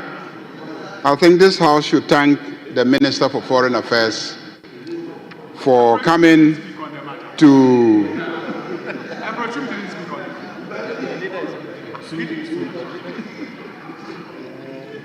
this House should thank the Minister for Foreign Affairs for coming to fully disclose to us exactly what happened in our Washington mission. So, Speaker, I think that clearly the investigations reveal a number of infractions.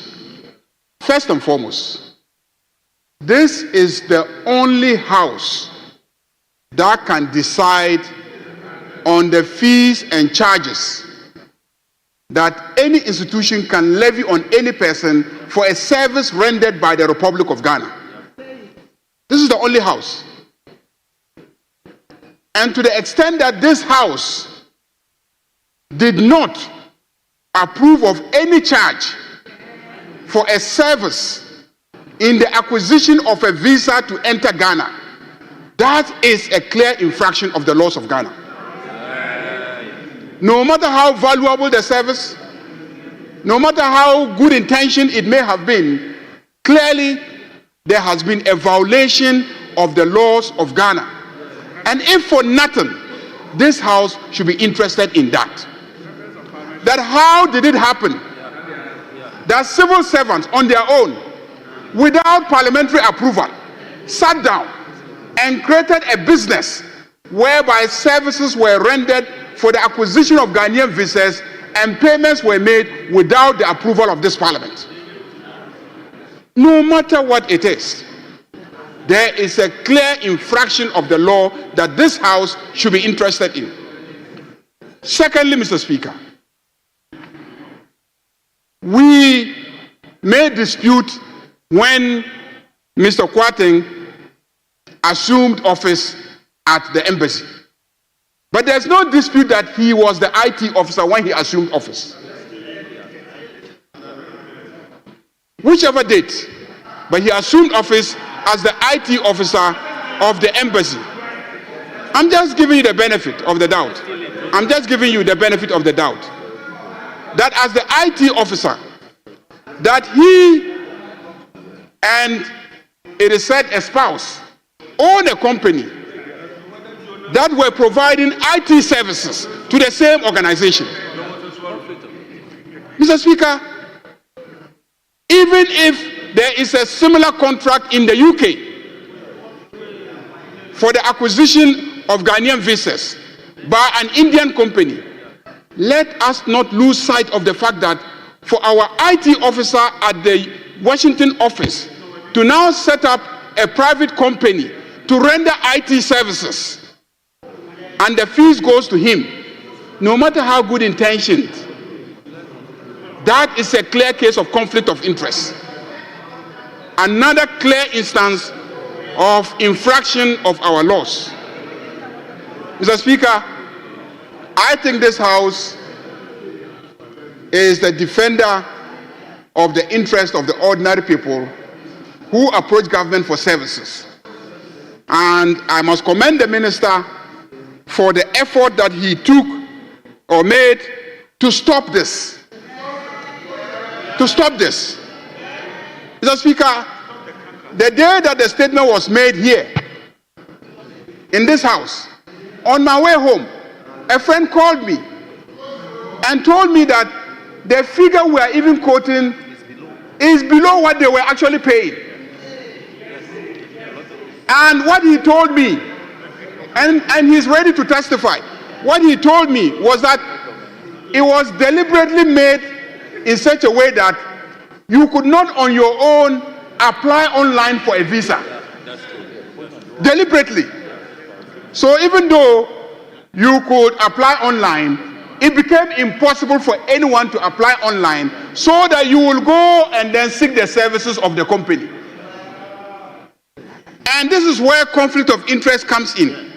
So if the person in charge of our IT system at our mission has a business of providing that service, why won't it be easy to make it impossible for people who can ordinarily apply online to apply, so that you will seek the services of his company? That is what conflict of interest is all about. So, Mr. Speaker, such a matter cannot come before this House and we will attempt to belittle it. We cannot attempt to belittle it. This is a very serious matter, happening not here in Ghana, but in Washington. Our institutions had degenerated to a point where we were exporting such practices abroad. We had done it in Ghana, SML, whatever it was. So many concocted arrangements that today we have unending investigations. National Service Secretariat, everywhere you turn. And we're not satisfied doing it domestically. We now decided that it is a commodity worth exporting to foreign countries. And we're exporting it to foreign countries. Honorable Leader, your term is almost up.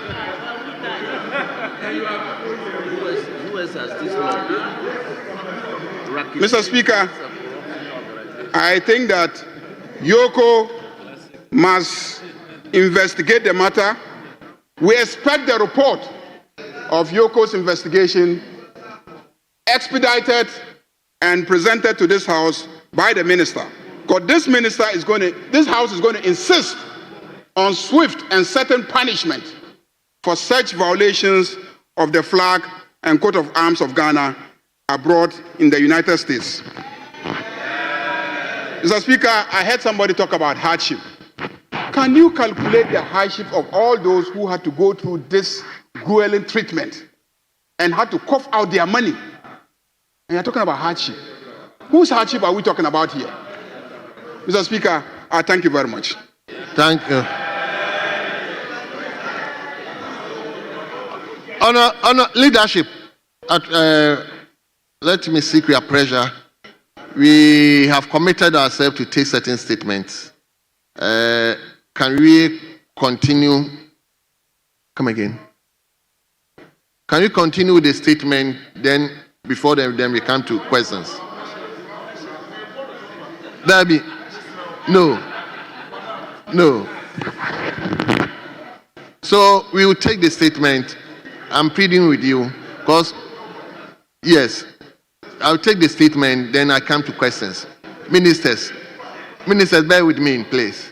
So let me invite, there's a joint statement on the city appreciation and Ghana's agriculture opportunity by the minority leader, Osahene Alexander Kwame Nafanyamakin, and Honorable Elvis Osemen Sadapa.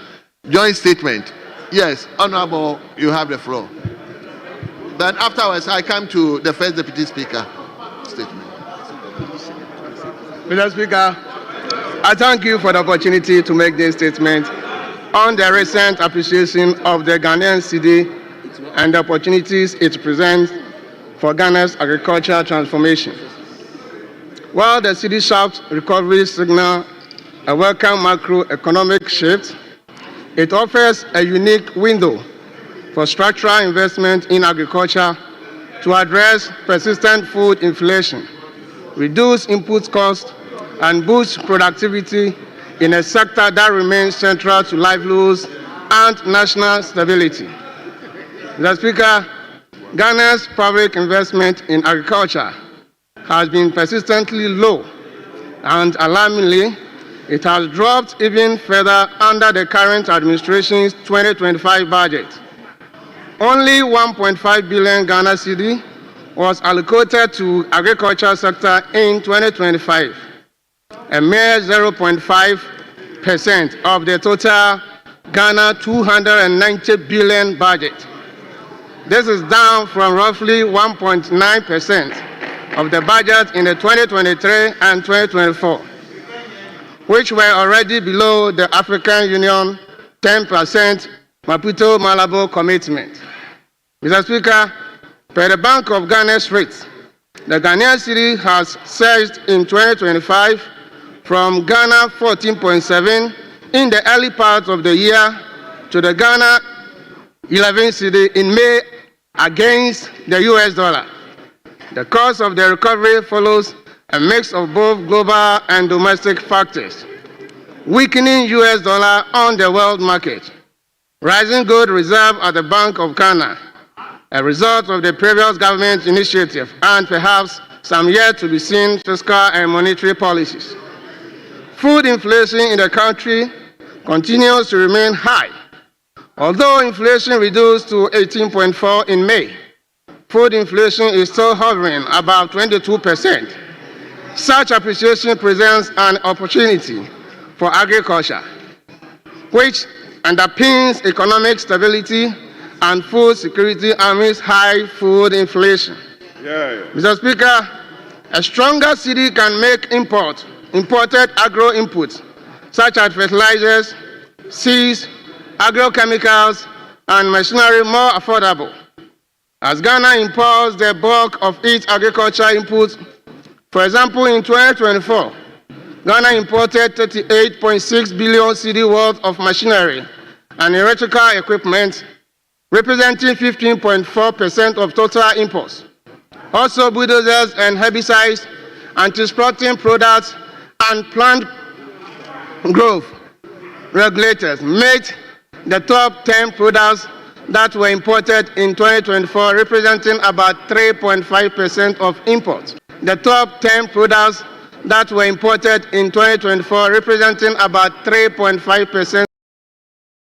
Mr. Speaker, value chain the most persistent challenges in the cost of day-old chicks, most of which are imported due to weak local hatchery capacity. A stronger cedi makes these imports cheaper, potentially lowering production costs of local poultry farmers.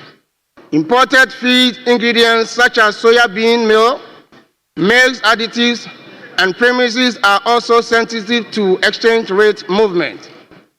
If the cedi holds, domestic poultry producers may become more competitive, but also border protection and market linkages must be managed to prevent dumping of cheap frozen imports that undermine local input. Mr. Speaker, the Ghana imports substantial quantities of rice, wheat, sugar, cooking oils, and flour, The appreciation of the currency reduces the cost of these imports, easing some pressure on consumers, increasing disposable income for households, and potentially slowing food inflation. However, cheaper imports can also undercut local producers. For example, local rice poultry value chains have long struggled to compete with the imported alternatives due to scale and cost disadvantages. There must be a right balance. Consumers want relief, but producers need protection.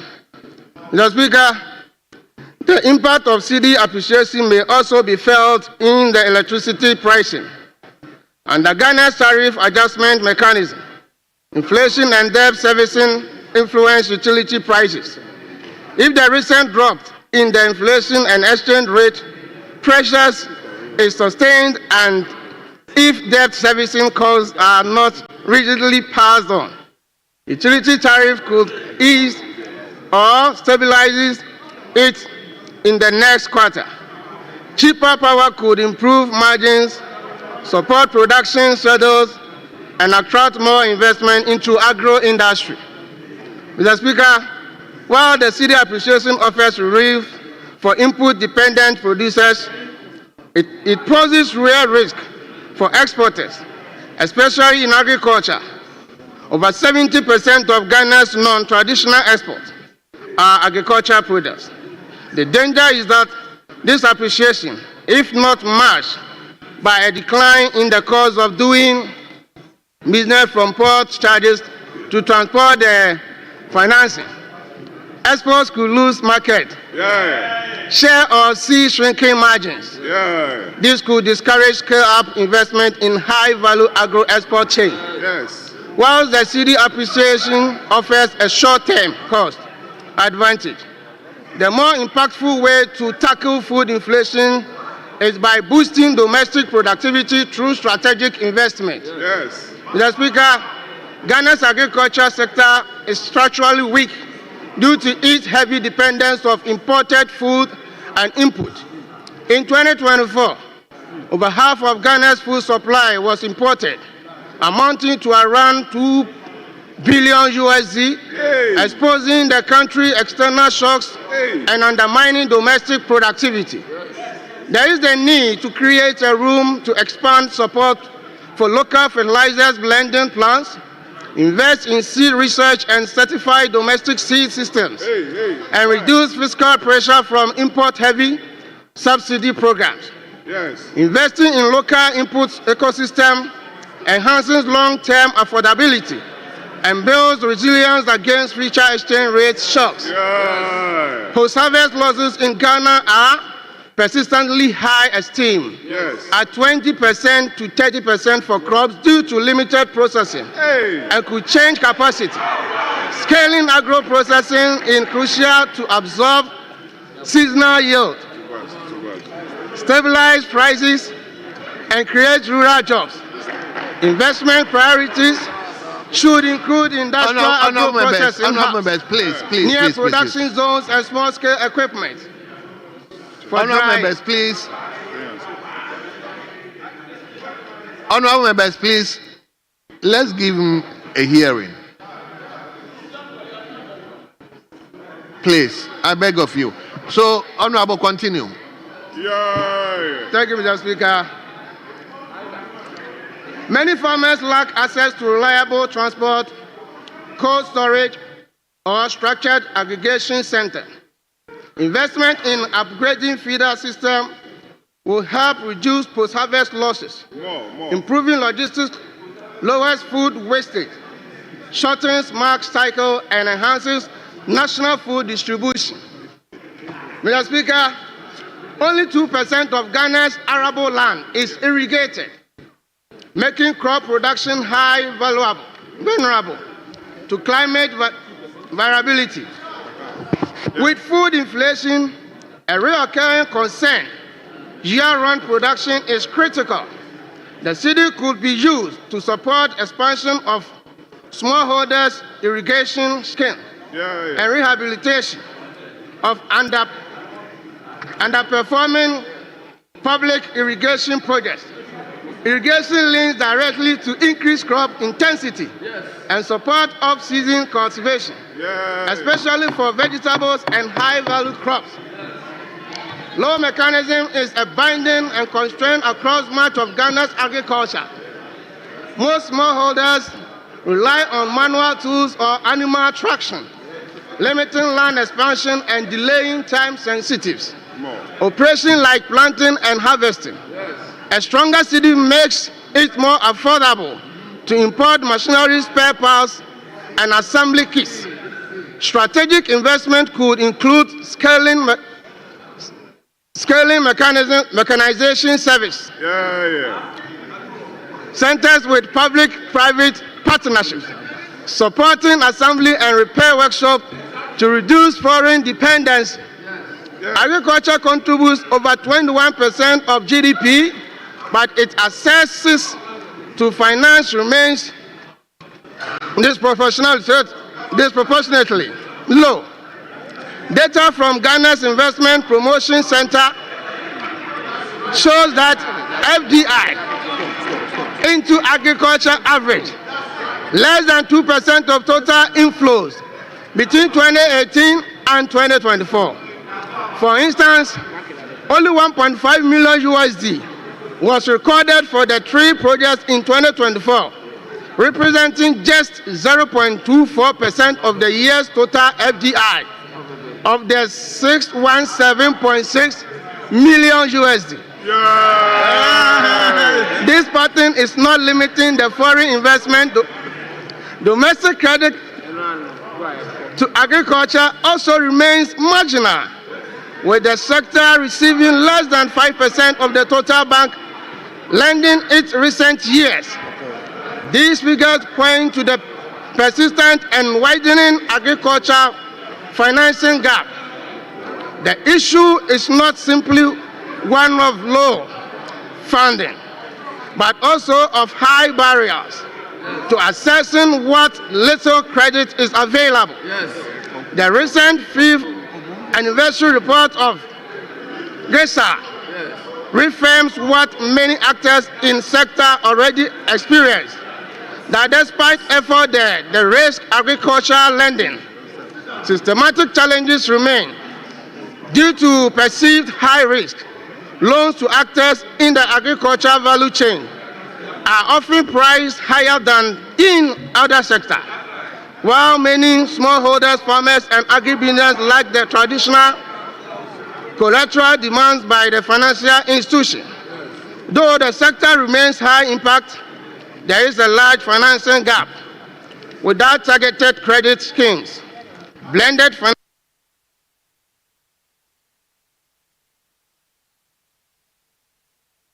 potential with affordable micro trends. To conclude, Mr. Speaker, I want to reiterate the fact that although the city has appreciated recently, this research has been driven by a combination of global and domestic factors. It offers a unique window for structural investment in agriculture to address persistent food inflation, reduce input costs, and boost productivity in a sector that remains central in livelihoods and national stability. I thank you once again, Mr. Speaker.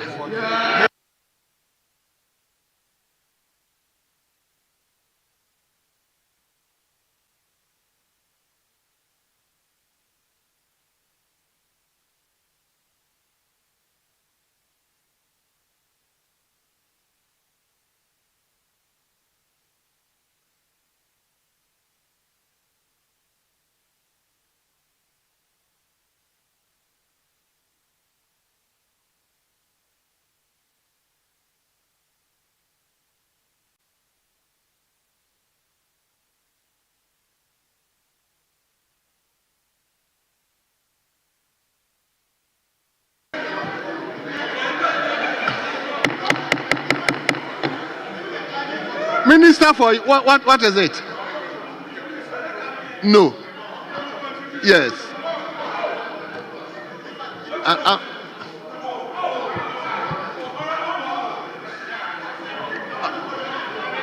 Yes, leader. Mr. Speaker, Mr. Speaker, we have a very loaded agenda.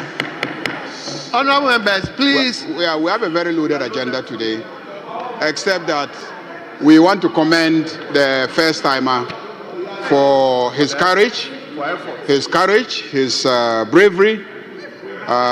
Speaking in this house is not an easy thing, and there are many that come here and for several years they still cannot find their voice on the floor of this house. And so I think that we commend him for the effort and encourage all other, first timers to put up such statements and be encouraged to make those statements. Mr. Speaker, I think on that note, if we can vary the order of business and allow the Minister for Roads to answer his question before we take the Foreign Minister, because he has had the opportunity to make a statement. So if we can give an opportunity to the Minister for Roads to answer his question and leave. Yes. Honorable, so it means we are closing statements, because I had wanted to also take the First Deputy Speaker's statement. You come back. Leader, what is it? Well, Mr. Speaker, not to add to the superfluity of what has already been put out by the leader of government business. But Mr. Speaker, he makes a profound statement which I believe that even if it will be superfluous, I need to add my voice. Mr. Speaker, he is right. Okay, honorable Mr. leader. Speaker, I'm just 1 minute. I'm just to support and encourage our youngsters. Mr. Speaker, please bear with me. Okay. Mr. Speaker, he is right that speaking on the floor of this house is a major challenge. I have shared with colleagues my own experience in the early days. Mr. Speaker, you want to rise, but your whole body will be shaking. I recall the source of my name being spelled Markins. I was sitting at the back there. I see the name, but to correct was a problem. Mr. Speaker, to get up and say, Mr. Speaker, the name is not Markins, but it's Markins was a problem. It took these same parliamentary service staff and some seniors to encourage me to have my first bite. And by the grace of God, we are where we are.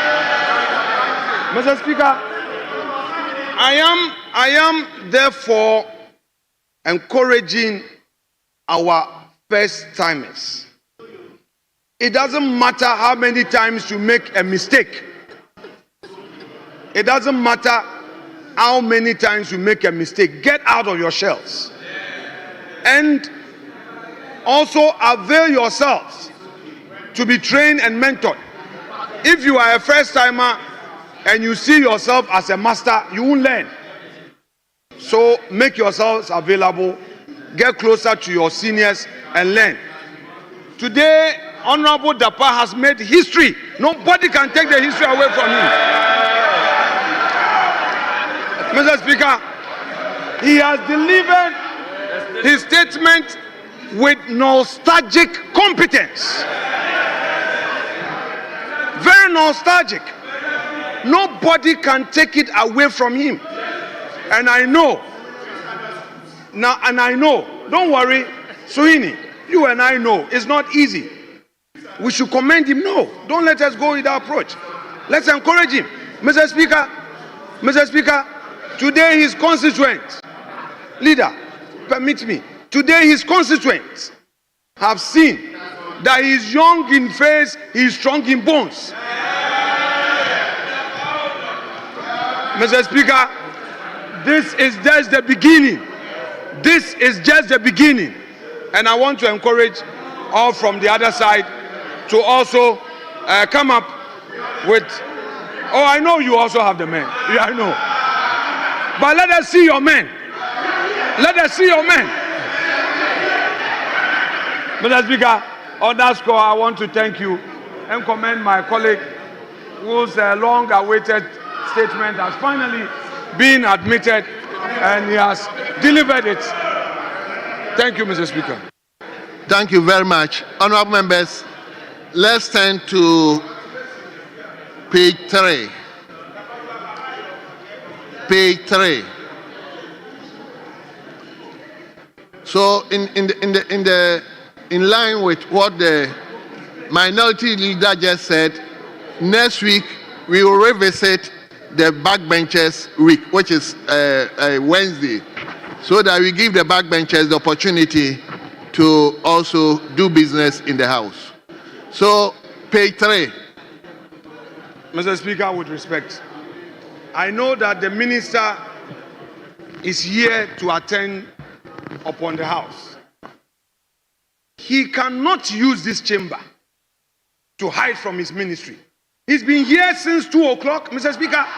He must stay in his ministry. Mr. Speaker, he must spend time to do his ministerial work. You go and pay your contractors. Chase your releases at the finance ministry. Don't be coming here to sit here. Yes, we want you to answer our questions, but fix the roads. Fix the roads. You have not received your releases. Thank you. Since we approved the budget, your money has not come. And you come here, go and chase it. Leader. You are running away from contractors. Honorable minority leader. You can't use parliament to run away from contractors. Mr. Speaker, he can't use parliament to run away from contractors. Honorable go and pay them. Go and pay them.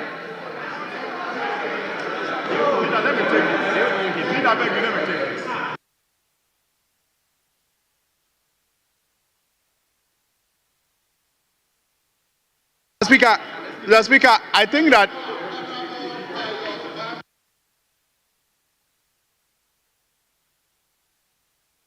$119.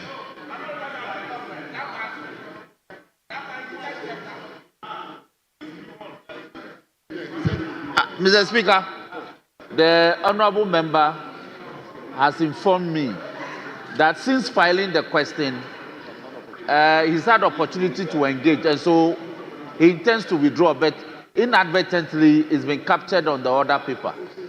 So I have his authority to seek your leave to withdraw the question as advertised. But, excuse me, is it not the same person that withdrew from asking the question last week? Yes, there were a chain of questions that he asked. They were similar. So if you recall, earlier this week, or last week, he withdrew one. So this week, the other one got advertised. Very well. So this one to suffer the same fate. Very well. So now let's turn to Honorable Vincent Ekwa Asafua Oltafo. Question 139. Question 139.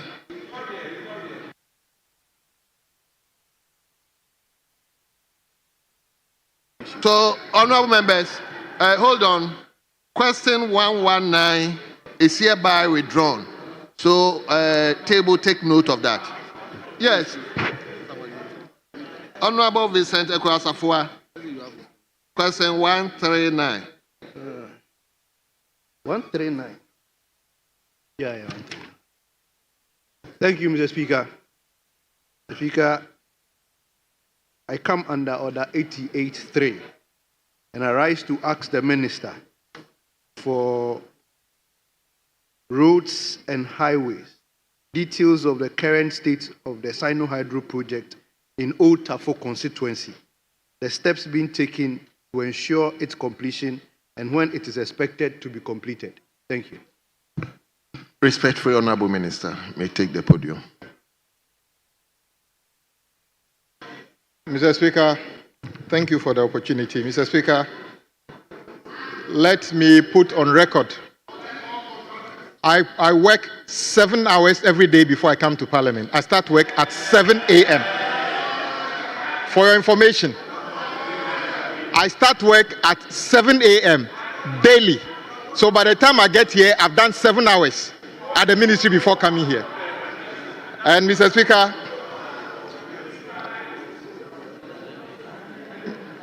Thank you, Mr. Speaker, for the opportunity. Old Tafo is located within Ashanti region. The rehabilitation of roads within Old Tafo and other areas was being executed under the Sino-Hydro Master Project Support Agreement (MPSA) facility signed in this house, approved in this house in 2018 by the government of Ghana and Sino-Hydro Corporation of China to support the infrastructure project in Ghana. Mr. Speaker, current program.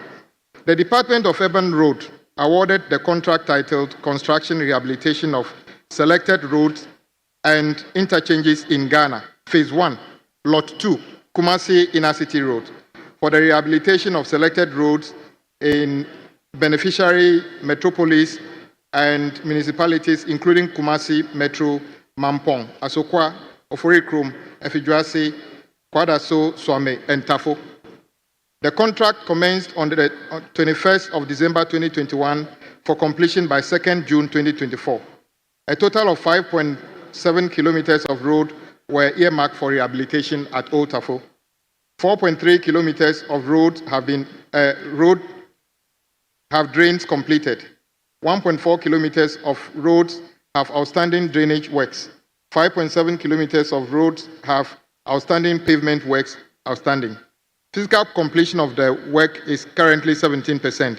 The contractor is currently not on site. The project stalled due to debt restructuring policies. Steps being taken to get the project resumed. The Ministry of Roads and Highways is working with Ministry of Finance to conclude negotiations with the Chinese commercial loan for resumption of the funding for the project from Sino-Shore, Mr. Speaker. Thank you for the opportunity. Thank you very much. Honorable Asafoje, do you have any supplementary question?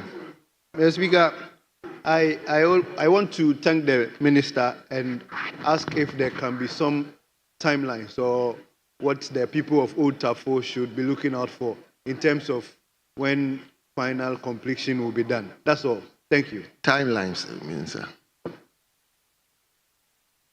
Mr. Speaker, when this master agreement came to the House many years ago, those of us who were here, the original agreement said that Sino-Hydro would build the roads and we will use proceeds of bauxite to repay them.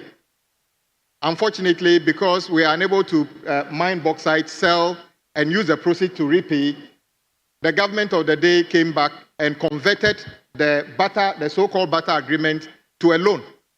And after converting it to a loan, the government failed again in paying the loan.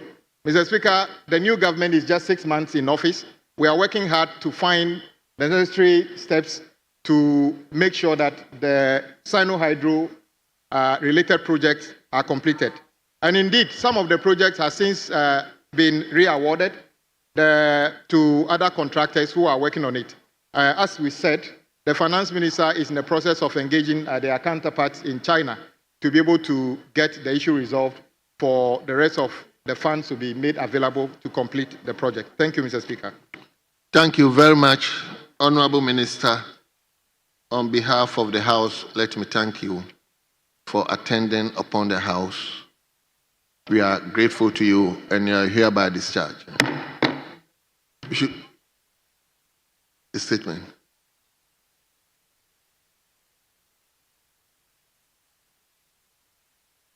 The understanding was that after this, we'll take the statement of the first Deputy Speaker. Very well. I thought the Minister for Gender is itching to answer the question. Yes, First Deputy.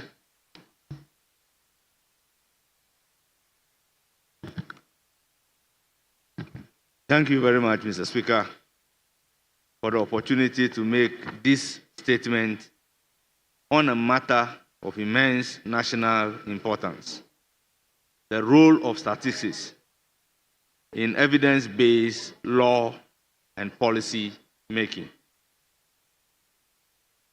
Mr. Speaker, official statistics are not just numbers. They are a vital component of the information system of any democratic society. They empower governments to make informed decisions support policy formulation, guide effective resources allocation, and enable the monitoring and evaluation of socio-economic development programs and projects. Mr. Speaker, statistics also assist Parliament in making laws, exercising oversight responsibility, and fulfilling its representative functions. Consider, for example, a national population census data on fertility rate, age structures, and population distribution are essential for determining whether to build schools, hospitals, and roads. Similarly, accurate and timely statistics are critical for tracking our progress towards achieving the Sustainable Development Goals, SDGs, and for assessing the impact of national programs such as Livelihood Empowerment Against Poverty, LEAP, initiatives. Furthermore, statistics serves as a powerful tool for accountability. Parliament relies on timely, credible, and comprehensive data to enact legislations, scrutinize policies, review budgets, and oversee the work of the executive arm of government. Mr. Speaker, statistical system in many developing countries, including Ghana, are often trapped in a persistent cycle of underutilization, inadequate funding, and poor performance. Approximately 90% of the funding for Ghana Statistical Service, the Central Statistical and Coordinating Institution of the National Statistical System, comes from donors. This clearly reflects the limited values we as a country place on our national statistical system.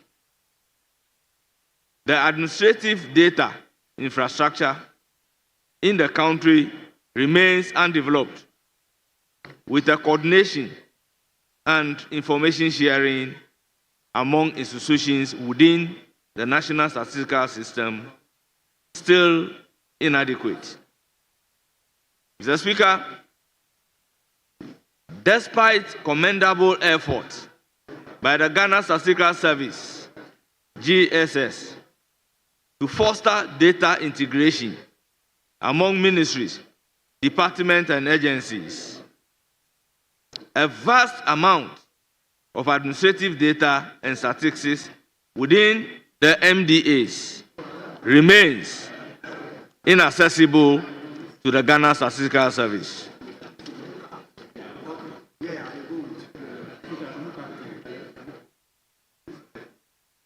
This reality compromises the oversight capacity of this House, as administrative data, critical for monitoring government programs, is either lacking or inaccessible.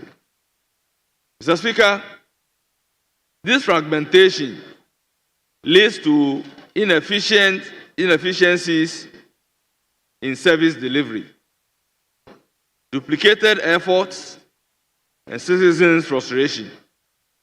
Individuals may be registered differently across various platforms.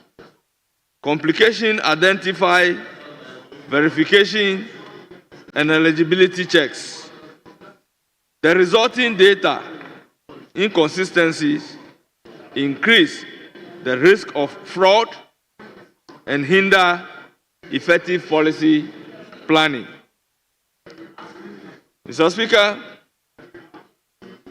without a unified system, national statistics are weakened. Data scrutiny is compromised, and the potential for digital transformation and innovation is significantly diminishing. Mr. Speaker, there is an urgent need to invest in Ghana's data system. According to the Global Partnership for Sustainable Development, data, every dollar investment in statistics can yield up to $32 in economic returns through better policy outcomes, improved governance, and smarter program implementation. In recognition of these challenges and opportunities, a high-level parliamentary delegation from Ghana, at the invitation of the UK's Office for National Statistics, ONS, embarked on a study tour to the United Kingdom from the 19th to the 23rd of May 2025. This study visit is part of a broader three-phase initiative that includes pre-engagement, post-visit implementation efforts. The goal is clear: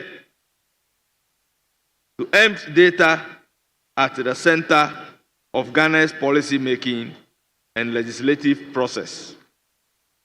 Mr. Speaker, the delegation comprised members of Parliament, officers of Parliament, and senior officials, including the government statistician from the Ghana Statistical Service. During the tour, we engaged with leading institutions, including the UK, Parliament, Cabinet offices, His Majesty's Treasury, the Bank of England, and the Office of the National Statistical in Newport and London. We observed how robust statistical systems support sound governance, fiscal policy, and service delivery. The tour reinforced one truth: statistics are not optional, they are a foundational to good governance. Mr. Speaker, based on our observation and lessons learned, we identified key recommendations for both Parliament and the Ghana Statistical Service to enhance the role of data and statistics in policy making and governance. These recommendations are aimed at strengthening Parliament's roles in fostering a data-driven culture and supporting national development through evidence-based policy making. Mr. Speaker, first, it is imperative that Parliament strengthen its partnership with the Ghana Statistical Service by adopting and implementing the Memorandum of Understanding and the data sharing agreement that have been developed. Doing so will ensure that Parliament has timely, secure, and reliable access to relevant data necessary for legislative oversight, informed debate, and sound policy making. Secondly, to effectively utilize such data, we must enhance the data and analytical capacity of members of Parliament and parliamentary service staff. This can be achieved through targeted and continuous training. Building such capacity is not merely a technical requirement, it is a central to improving the quality of debate on the floor of the House, enhancing our oversight responsibilities, and making policies that are grounded in facts. Mr. Speaker, to implement these efforts, we propose that Parliament enact legislation on public sector data sharing models after the United Kingdom's Digital Economy Act of 2017. Such a legislative framework would empower the Ghana Statistical Service to access and utilize administrative data across various sectors for statistical purposes. This, in turn, would improve the quality, coherence, and timeliness of national statistics.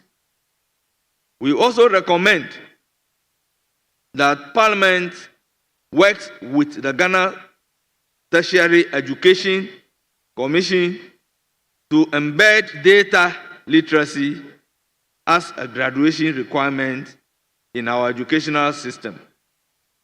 In addition, collaboration with the Ghana Civil Service and Public Services Commission is indeed to make data literacy prerequisite for promotion within the public services. This will foster a culture of data use and evidence-informed decision-making through the public sector. Mr. Speaker, for the Ghana Statistical Service, we propose several complementary reforms. The first is to amend the Ghana Statistical Service Act 2019, Act 103, to transform the Ghana Statistical Service into an independent statistical authority with a stronger legal mandate to set national statistical standards, provide oversight, and lead the recruitment and training of statisticians across government institutions. Mr. Speaker, we urge the establishment of a dedicated parliamentary unit within the Ghana Statistical Service. This unit should be staffed with a permanent liaison officer assigned to Parliament to directly support our data needs, strengthen conditions, and facilitate timely response to the House's request for data and analysis. We propose that members of Parliament benefit from regular structured training in data literacy. This should include practical exposures to platforms such as the Ghana Statistical Stat Bank to build our capacity to interpret data, evaluate policies, and make evidence-based legislative decisions. We also encourage members to undertake the International Data Master Classes, an online course designed to enhance their data literacy skills. Mr. Speaker, this engagement was far more than a steady talk. It was strategic investment in Ghana's democratic governance and our collective capacity as legislators. We return with renewed commitment and practical recommendations that, if embraced, can transform the way we use data in policy making and national development. I therefore call on this Honorable House to support the implementation of these recommendations.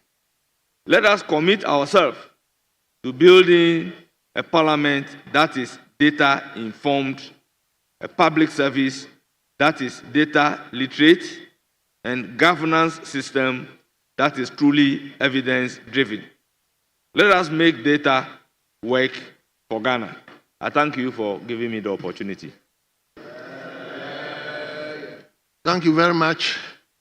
Unfortunately, I'm not going to also allow comments on them.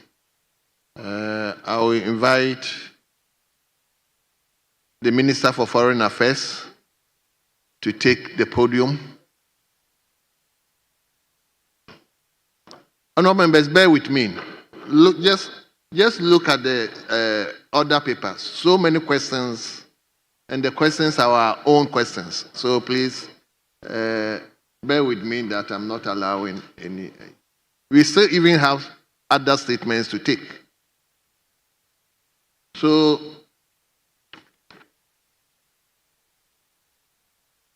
let's turn to page 2, urgent questions.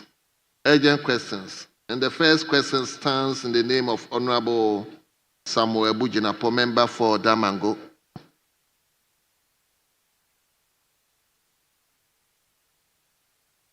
Yes, leader. So, Speaker, the first Deputy Speaker has made a very, very fundamental statement on the floor.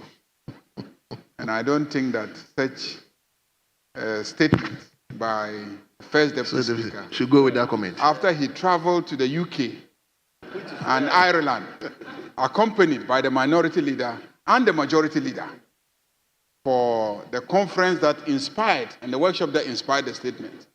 Then he comes and makes such a detailed, elaborate, fundamental, far-reaching statement. And there's no commentary. Mr. Speaker, I think that we must rethink this your ruling. On that note, I plead that at least one person from each side should, at least, but if Speaker is minded to be magnanimous, he can make it 2-2. But at least one from each side.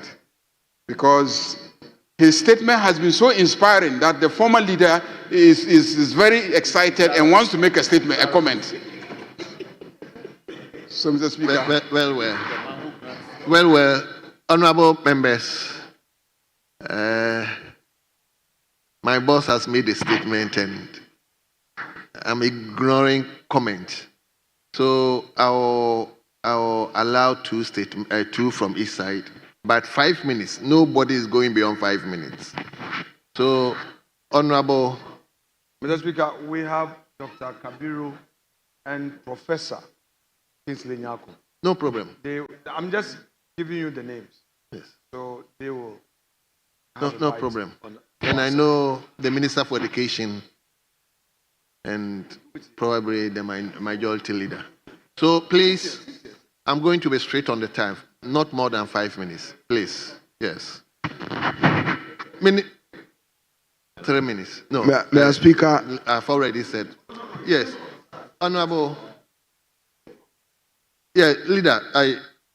Honorable Minister, let me listen to Honorable Tia first.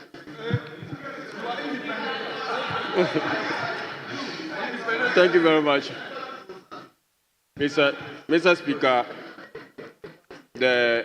I will first and foremost thank the Honorable Speaker, Deputy Speaker Bernard Ahianfor, MP for Kachi, for making this statement. He has broached a topic, Akachi Saf. He has broached a topic of great importance. And his statement is a 360 statement, Mr. Speaker.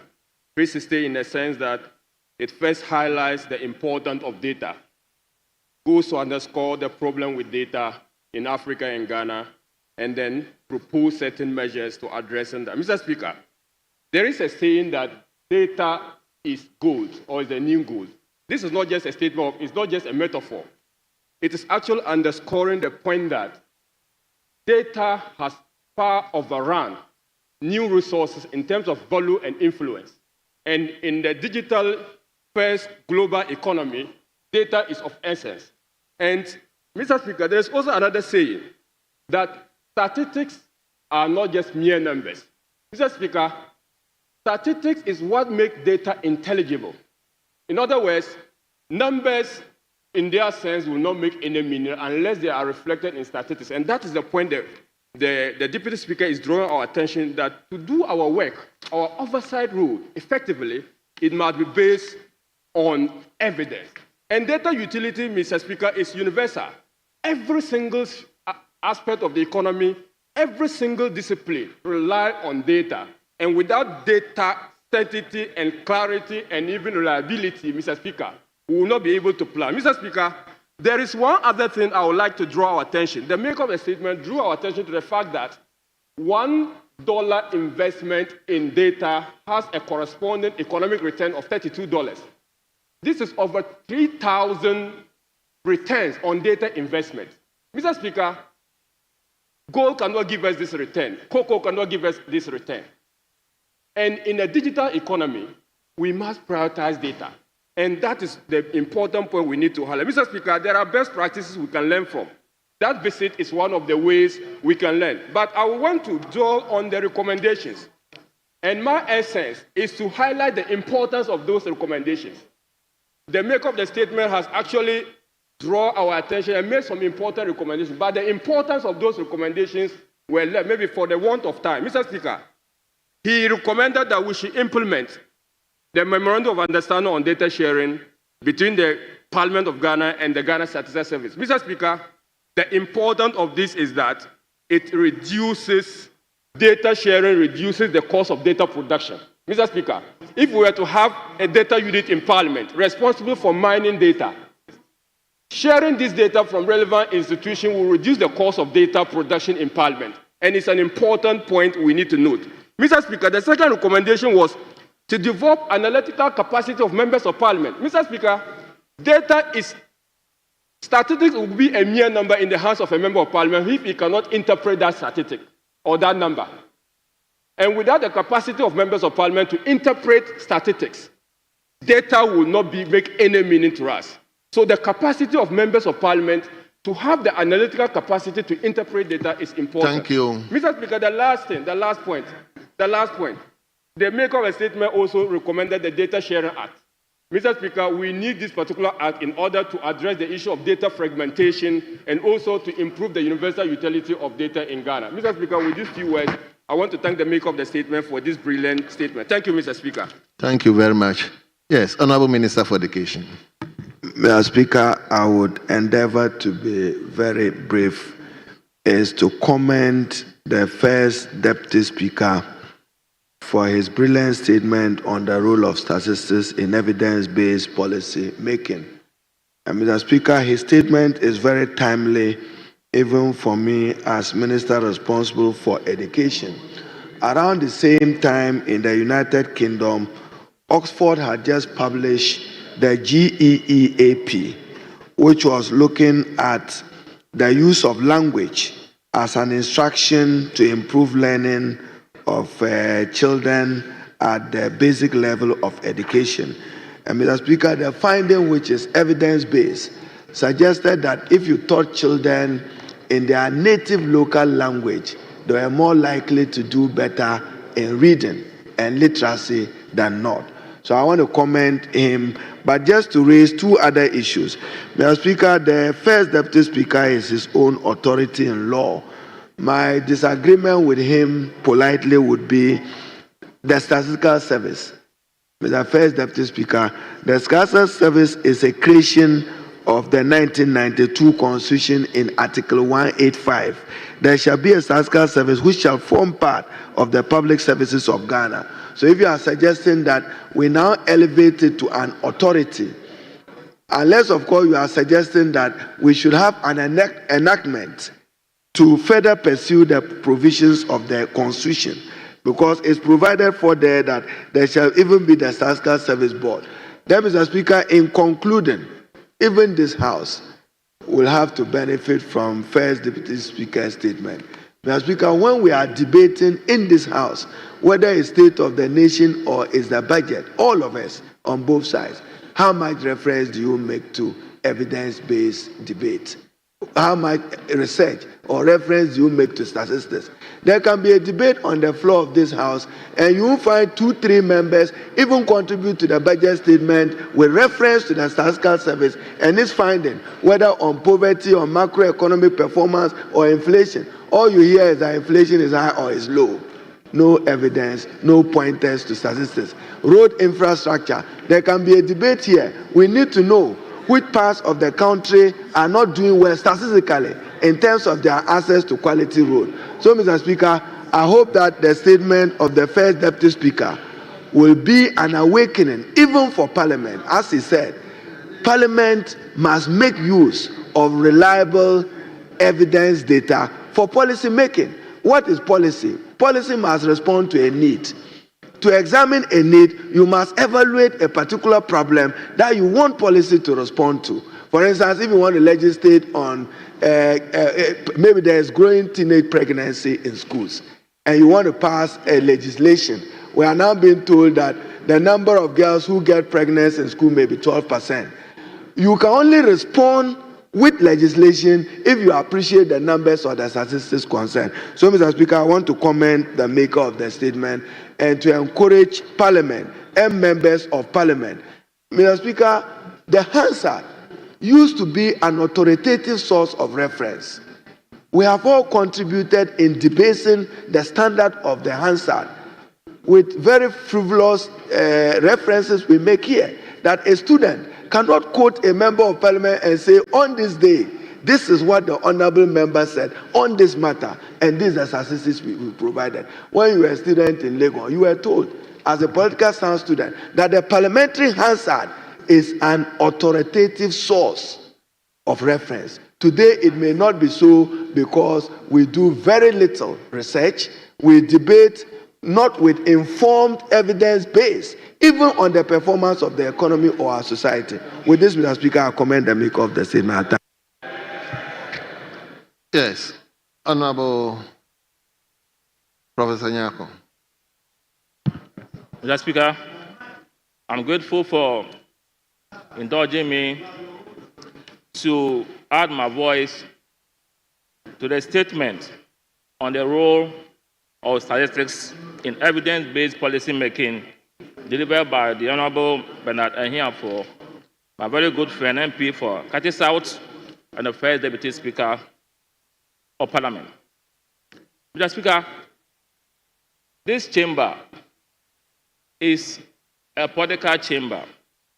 Most important, Mr. Speaker, we must also see this chamber as an academic environment, because what we do here is watched by almost everybody in the world who has the opportunity of following proceedings.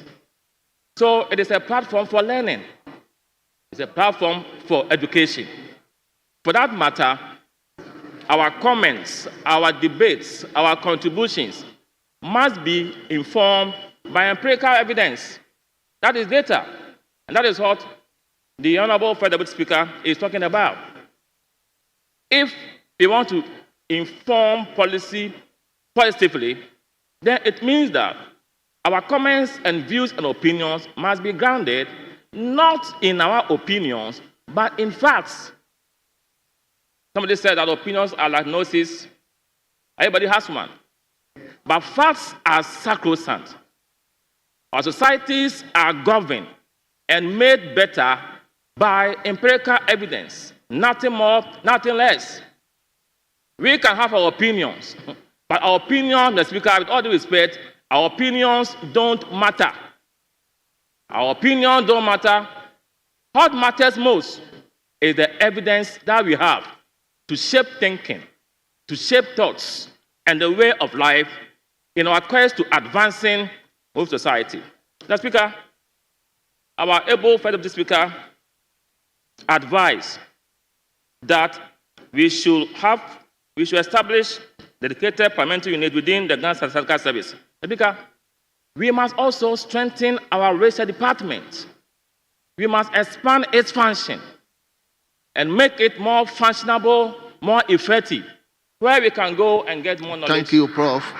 Oh, why? Speaker, Just wind up. Just wind up for me. Mr. Speaker, I want to urge us all for us to be better parliamentarians. We must be equipped with the skills in research so that we can convince policymakers in order to ensure that our policies are. Mr. Speaker, theories change. That is why we need to constantly update our knowledge, our skills, so that we will be in tune with the realities on the ground. Mr. Speaker, because of time constraint and the pressure for next interference, I beg to yield. Thank you.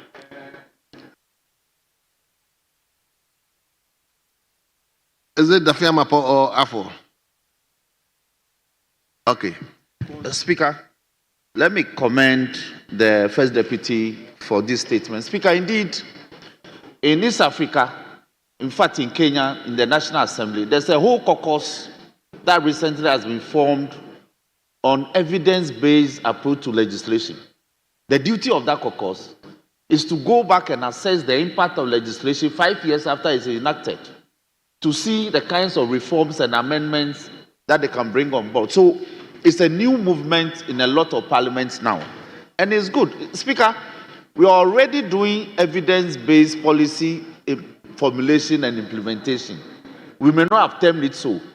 Indeed, this House, when we are approving the common fund formula, it is based on evidence because we use statistics to determine how much should go to Southern and how much should go to, for instance, Accra Metro. It's based on the statistics that we have. When we approve the NHIS formula, it's based on the statistics that we have. In the same way, when we approve the other formulas that we do, we use statistics.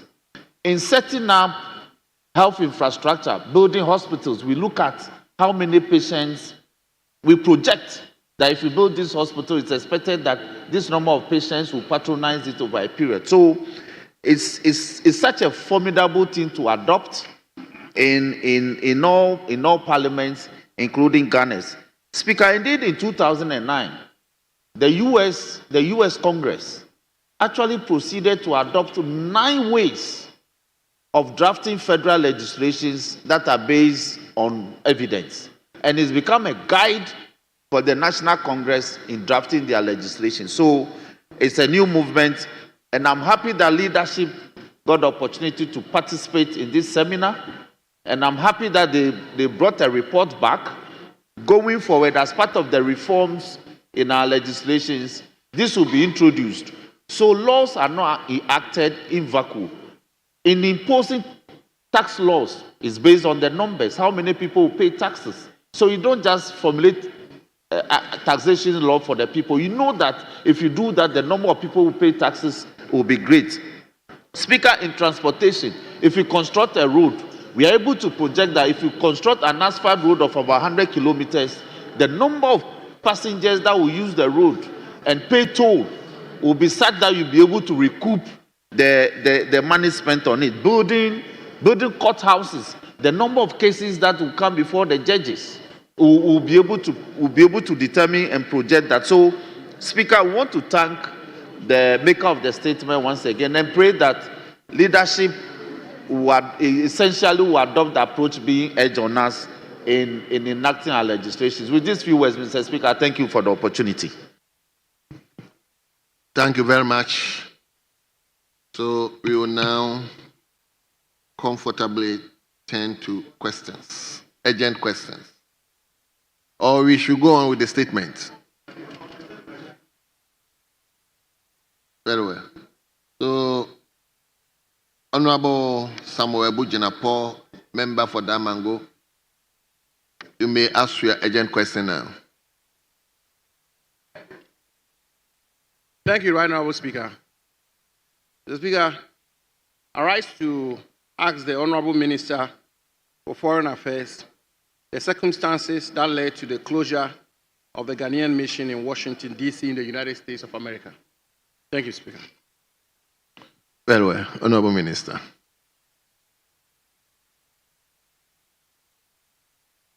Thank you very much, Right Honourable Speaker. Right Honourable Speaker, I thank the ranking member for the question. Since I have delivered a comprehensive statement on the matter, I would ask that Hansard should reference the statement I presented. But I'm open to follow-up questions in the interest of time. I'm grateful, Mr. Speaker. Thank you very much. Yes. Honorable Abu Janapo, supplementary questions. Thank you, Mr. Speaker. Mr. Speaker, I want to bring one or two matters to the attention of the minister and ask a question on it. Mr. Speaker, on June 9th, exactly 9:13 a.m., on the website of the Washington mission, Mr. Speaker, you have Madame Mauli Dick writing and making this point, and I quote, Mr. Speaker, she says, during this important research and transition period at the embassy in DC, some immediate interim measures are necessary to improve the customer service.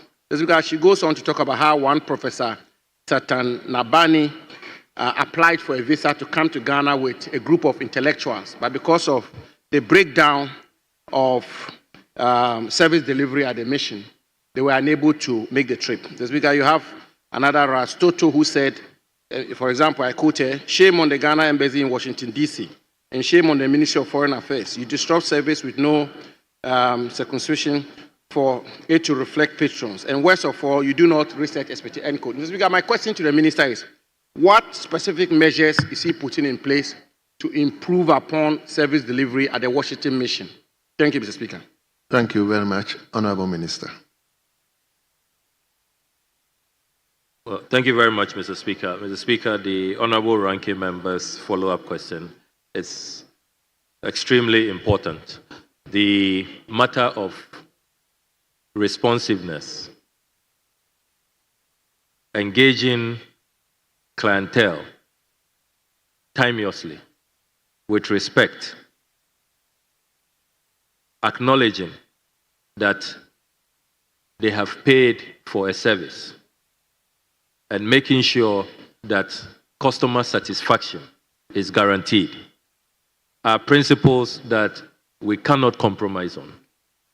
And Mr. Speaker, it will interest you to know that the audit team I put together, it was largely because of these incessant reports of backlogs, lack of responsiveness, people will keep calling and nobody is responding to their calls, even though we are paying officials to work in these departments.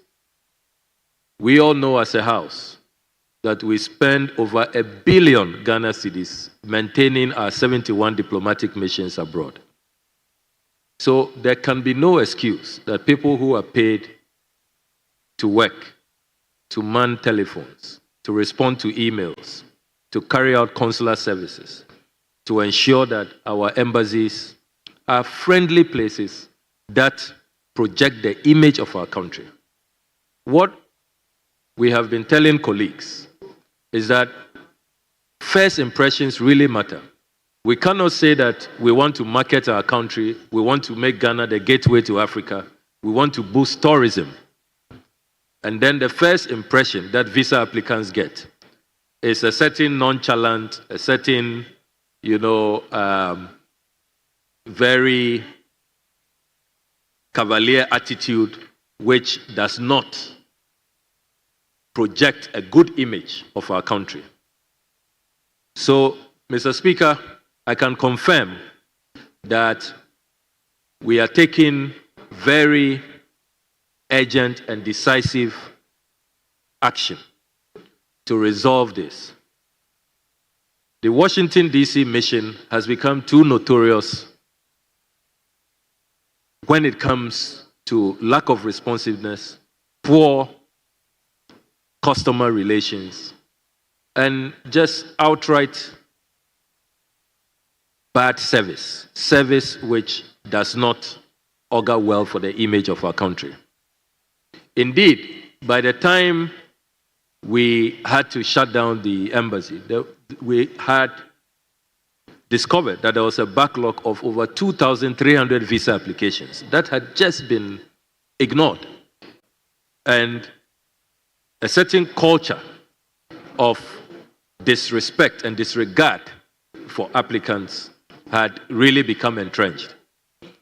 I can confirm today, Mr. Speaker, that we have put together a new code of conduct and we have sent a circular to all our embassies that we want all our phones to be reconfigured, and they had up to the 15th of July to comply. Some have already complied, like our UK mission, where we want simultaneously multiple calls can come through and be picked by different staff at the same time to deal with this matter of people waiting on end and not being attended to.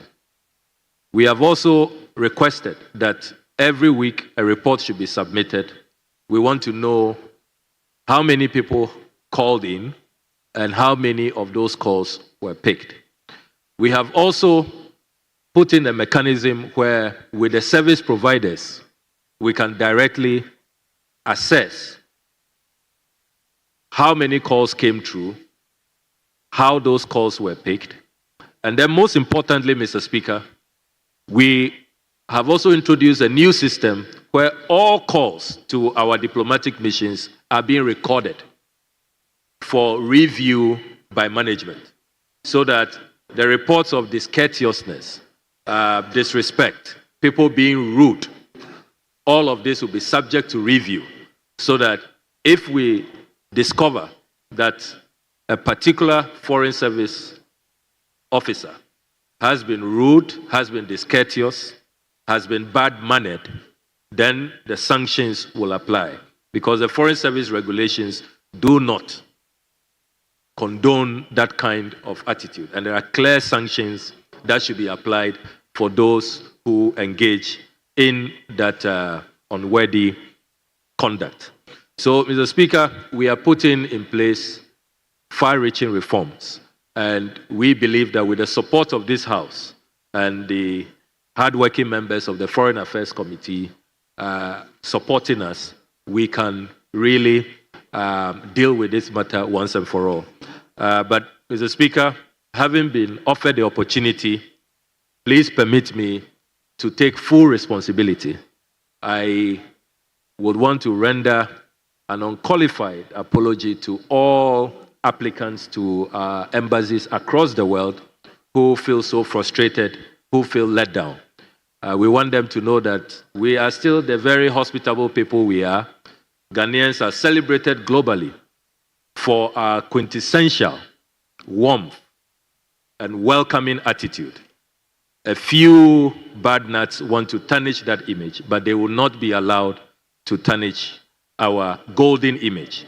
But as minister, I take full responsibility, and we are working assiduously to make sure that these reports of bad treatment, lack of responsiveness, disrespect, and just outright disregard for the dignity of applicants, because people have many countries to go to. It should be an honor to us that they choose our country and that they want to visit us. The least we can do is to treat them with respect. So, Mr. Speaker, I take full responsibility, and we are putting in place the measures, very far-reaching measures, that will resolve these matters once and for all. I don't think that these are matters that we should be defensive or we should be partisan about. We should just be interested in the solutions. And let me also use this opportunity to commend foreign service officials who work hard. I recall that recently when I met a Ghanaian committee in Madrid, Spain, they very exceptionally highlighted the good services of our foreign service officials in Spain. They said Ambassador Apiasam and her team are doing so well. They are so responsive. They are so welcoming. They are so professional. And they wanted the minister to know about it. So it's not an all-out, if you like, bad conduct that is across the board. It's just a few people who really are not living up to the high standards of the Foreign Service of Ghana. But I know that with the efforts we are making, we shall weed out those bad nuts and resolve these matters once and for all. I thank you very much, Mr. Speaker. Thank you. Honorable Minister, if I may plead with you, your answers should be short. It's just a plea. Yes, Honorable. Thank you, Mr. Speaker. Mr. Speaker, I thank the Minister for the assurances he's given. Mr. Speaker, the second supplementary question. Mr. Speaker, I have in my hand a letter dated 26 May 2025 under the hand of Madame Divina A. Seneju, Miss, who is the Director of Administration at the Ministry of Foreign Affairs. Mr. Speaker, the letter sets out a wholesale transfer and movement of Foreign Service officials, beginning with Branch A officers to Branch B officers, all the way to Branch C officers. Mr. Speaker, and the indication that I've received is that this is quite unprecedented, and the manner or the extensiveness of this transfer is something which is never probably seen before in our fourth Republican dispensation. Mr. Speaker, the Minister also in his statement, which is relied on, mentioned Her Excellency Hajia Alima Mahama, who is a former member of this House, former cabinet minister, a very distinguished public servant who was our ambassador to Washington.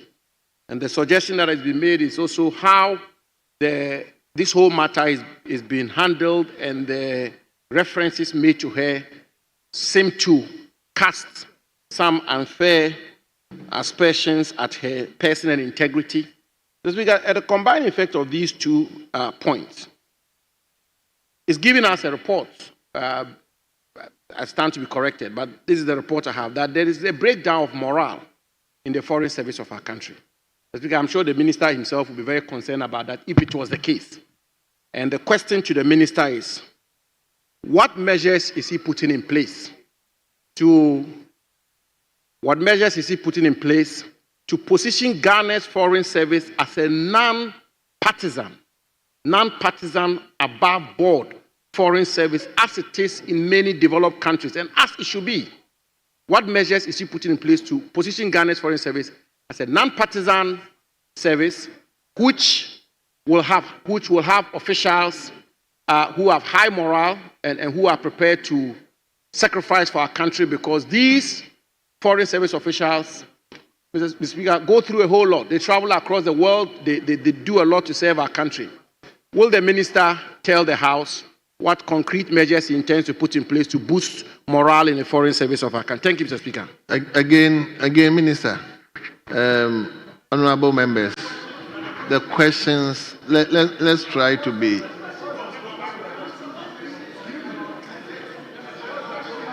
Honorable member, will you allow me, please?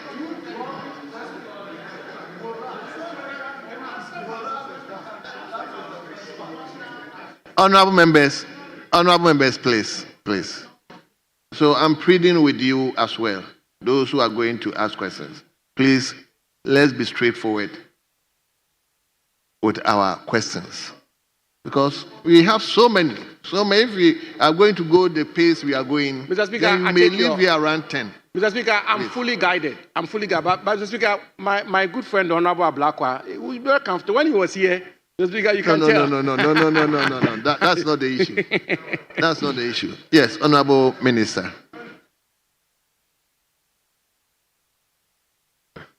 Well, thank you very much, Mr. Speaker. Mr. Speaker, I can see that the ranking member is really prepared for me today.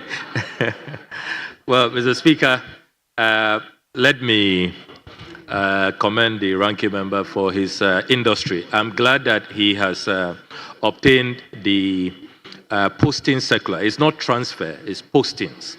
And I instructed that the postings for 2025, this year's postings, should be done transparently. So this is how we started. we set up a committee chaired by the chief director. I was not involved. The director of finance, director legal, director admin, and we had reps from the various B service, A service represented in the committee. It was very open, very transparent. For those who don't understand the workings of the Ministry of Foreign Affairs, every 4 years we post officers, foreign service officers, every 4 years typically. And there is a precedence list which is followed, and it is done in a very transparent manner. The committee presented its report, and before the report was presented, they even allowed the foreign service staff to indicate if they were available to be posted or not. And they did a great job. They even considered humane circumstances, like some of our females who have just given birth, those who may have children who require special needs. They didn't want to post them to countries where they would not receive that kind of specialization for their children. So it was really humane, very, thoroughly done in a fair, objective manner. And I asked that the report should be circulated, placed on our platforms, put in the file, so that everybody will see what has happened. And that is why I'm sure that you were able to obtain a copy of the postings list. So far, it's been well received. There are a few petitions that have come, which is really, I would say, normal about these processes. And what I have done is that every petition received, I have invited them, listened to them, invited management to justify why they carried out what they did. And so far, all the petitioners have understood, the few petitioners have understood that this has been done objectively above board. There was no special interest. Nobody has been discriminated against. So it's been done very, very professionally.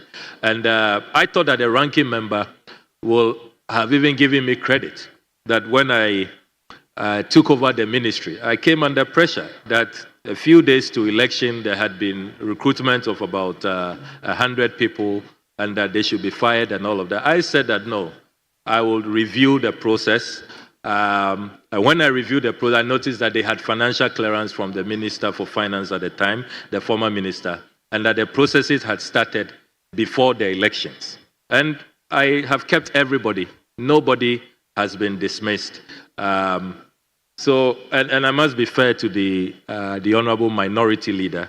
He has at least the record of this house. I was aware when I received calls that for the first time the minority leader is praising me for being very fair-handed and very objective. So I want to assure you that morale at the foreign service of our country is at an all-time high. I can give you a tall list of other things I'm doing. I'm restoring the duty waiver on their vehicles so that when they are returning from postings, they can have their vehicles without paying duties on those vehicles. We are purchasing buses. I'm concluding. We are purchasing 6 buses. When I met the staff on the 10th of February, my first day in office, the staff told me about their difficulties and challenges with transportation. And I made sure that in the 2025 budget, we made an allocation for 6 buses, which we are procuring for our junior staff to be ferrying them. We are also making arrangements for their housing and all of that. So there's a lot we are doing to really take good care of our staff. Those who ask for extension, even whilst they are on posting, medical support, funeral support for their spouses, loved ones. We are taking care of all of those needs. So I like to be an empathetic leader, a humane leader, and I can assure the ranking member that we will not do anything to lower the morale of our very dynamic and hardworking staff of the Ministry of Foreign Affairs. Thank you very much, Mr. Speaker. Honorable, it's okay. Let me give the opportunity to somebody else. 3 questions. 3. I'm starting 3. Mr. Speaker, the final question. Mr. Speaker, I thank you for your indulgence. Speaker, but before I ask the final question, let Hansard capture my high commendation of the Minister for Foreign Affairs and praise for this step he took in ensuring that Ghanaians who were recruited before he came to office were not dismissed. Mr. Speaker, I hope his friend, the communication minister, will take some notes from him. And when he gets to cabinet, he should make a case to the president so that the chief of staff will draw the directive to dismiss Ghanaians across board. Well done, Minister. Mr. Speaker, the final question.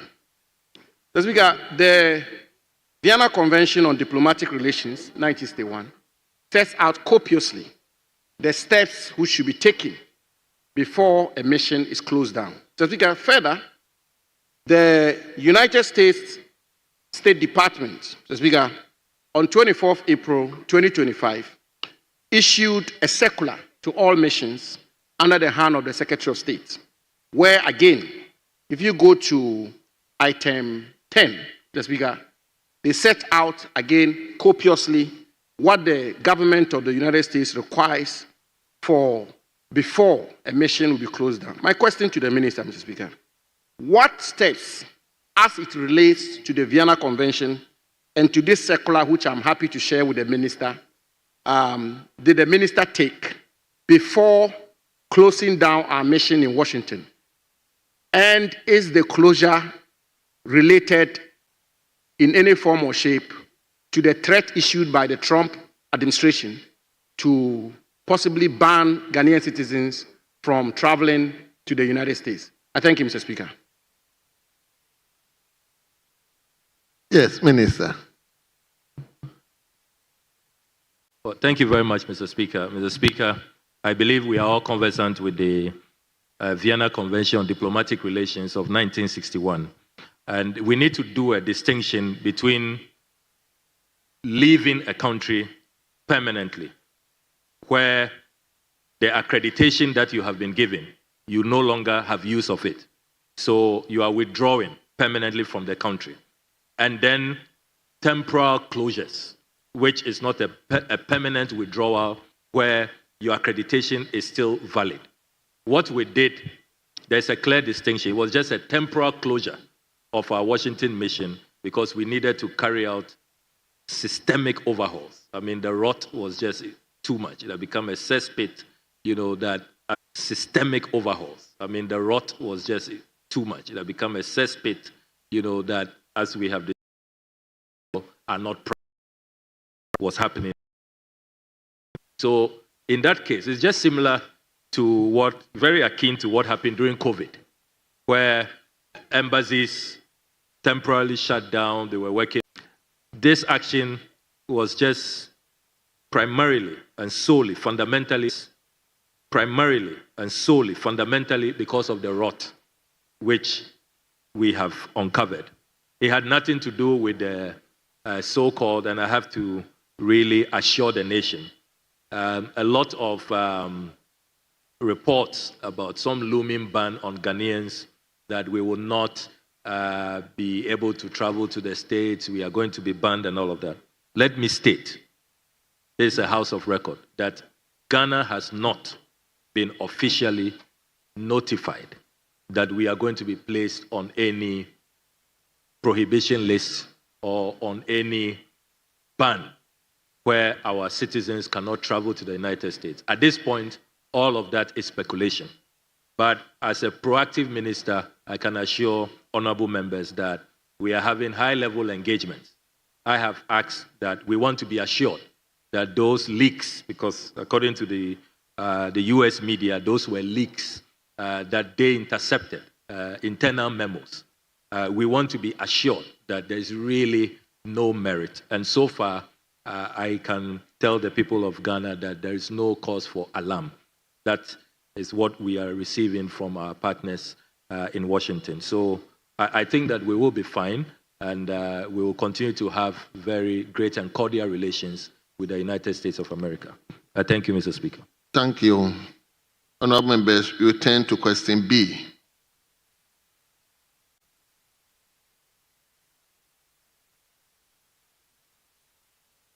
No. I'll give leader the opportunity. I'm not giving.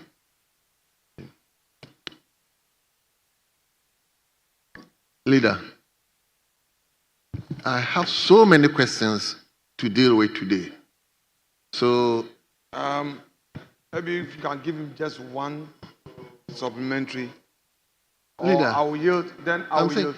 We have similar questions relating to almost the same issue. Very well. So, Mr. Speaker, I have seen the minister's answer as contained in his statement. I am concerned about the foreign service staff. As we all know, when they move out on a mission, they move with their family, spouse, children who are in school. Reading the response, it appears to me that the key person in this whole matter has been mentioned in name.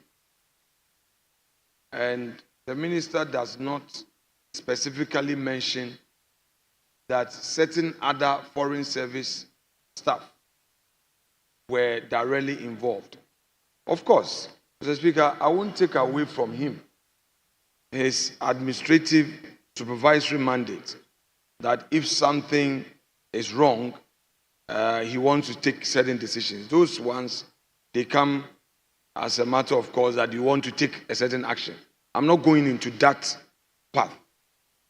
I am saying that having taken that decision, which affects individuals who knew that, well, they were on a mission, they are left with 3 years, 2 years, 4 years, and their kids are in school. What mitigating measures are in place to address some of the very expected concerns? Because if a child is in school and you are, by this order, pack and go back to Ghana, I know in this house, across the aisle, family members who are affected by this. Not, I've been talking to colleagues who are even on your own side, who may not have had the opportunity to come to you, but whose siblings, whose cousins, whose relations are worried because children are now stuck. They don't know what they're doing.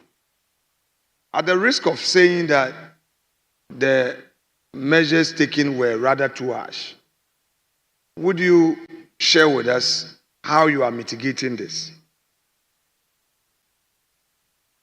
Yes, Honorable Minister. Well, thank you very much, Mr. Speaker. Mr. Speaker, the minority leader has asked a very important question. And let me state ab initio that all of us in the Foreign Service, we know that our circumstances can change at any time. Indeed, if you look at the posting letters that the Foreign Service officials receive, they are told in very clear language that they can be recalled or they can be cross-posted at any point in time. So there is a certain psychological preparedness that these things can happen. Having said that, I am not one to carry out these measures without a human face, as we call it.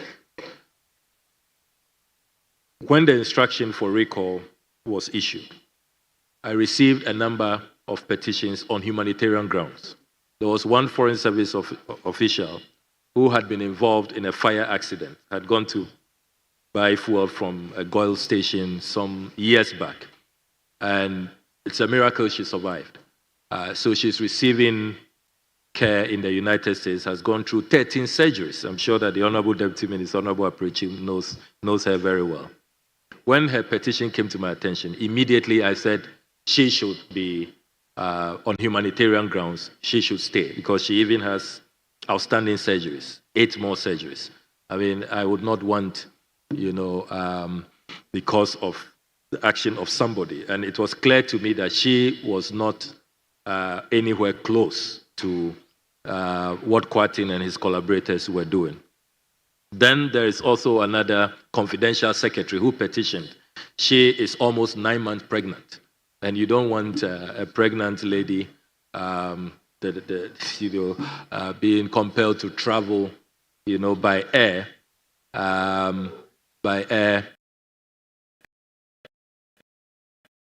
So she in our committee finding out that she was not close. We have she is.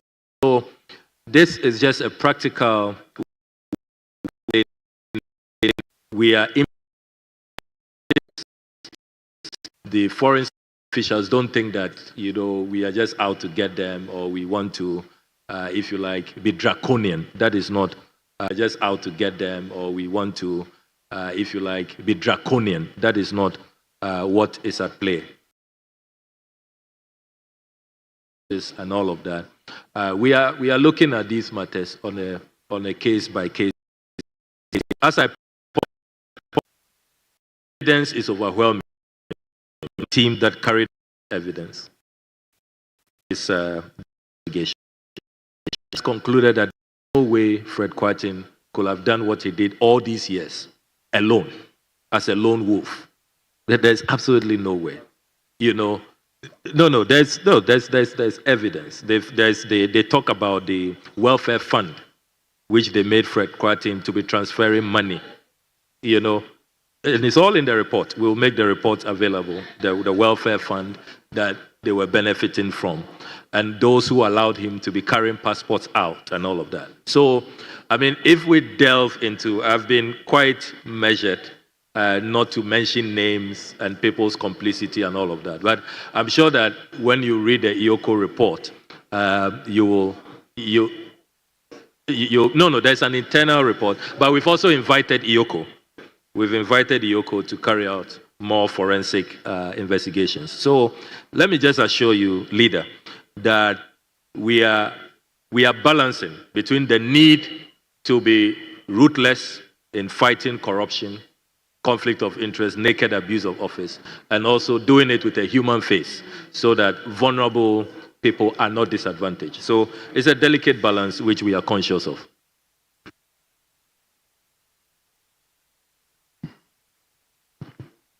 Mr. Speaker, the Honorable Foreign Minister, in his statement, which he requested same to be adopted as his answer to question 6A, makes reference to the report. In fact, he says the report he commissioned is attached. Since this is a house of records, he indicated that it's attached. In his response, he said he will bring it. I just want to confirm whether he has the report, the team, the audit team. In your statement, you make reference to the report that which is hereby attached. But what is in distribution, what was distributed to us does not have the report. So may we have a copy table? Yes. Pardon? Yes, what I'm saying, he said he would attach, but he didn't table it. So I want him. Yes, but what I'm saying is that this is very important. So if he can table it now, because it's something that he referred to in his statement that the report is hereby attached. It is his words. So if he can table them, it becomes part of the records of the House, then we can rely on to do further deliberations. But Mr. Speaker, whilst he takes his time to look for the report. Yes, I needed this copy for. You have it there? Okay. Mr. Speaker, may he do the formal tabling, then I take a copy. I want to make reference to something in it. So if you can table it formally, then the transmitters can make it available. Thank you very much, Mr. Speaker. Mr. Speaker, the Honorable Minority Leader is the Honorable Minority Leader. Yeah, that's what I said. The Honorable Minority Leader. The Honorable Minority Leader is clearly misconstruing paragraph 7. Pay attention to paragraph 7. I speak of the query, the 2019 query. So paragraph 7, I was referring to the query. I say I have here a copy of the 2019 query, which I'm able to present to this House. And I have a copy. I did even read the query. So I am happy to lay it. So it's the query I was referring to, not the report. But I'm also happy to make the report available to you later. Yeah, because I don't have that here. But paragraph 7 was about the query. Mr. Speaker, I'm quite curious in the sense that the mainstay of the action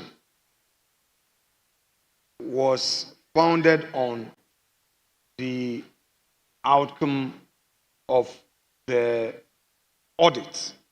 I would have thought that the minister would have fortified himself without a demand from this House. But, Mr. Speaker, he's a man who is representing us in that space and would respect his promise to make that report available to us. So I would not belabor. Now, Honorable Minister, you have used that principle of collective liability to take a decision that innocent people are also being affected. And you refer to this general clause we find in contracts, that termination clauses.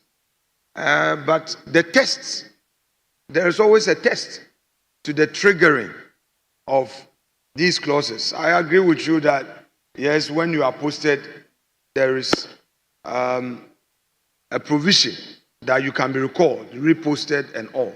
But there is a test to it.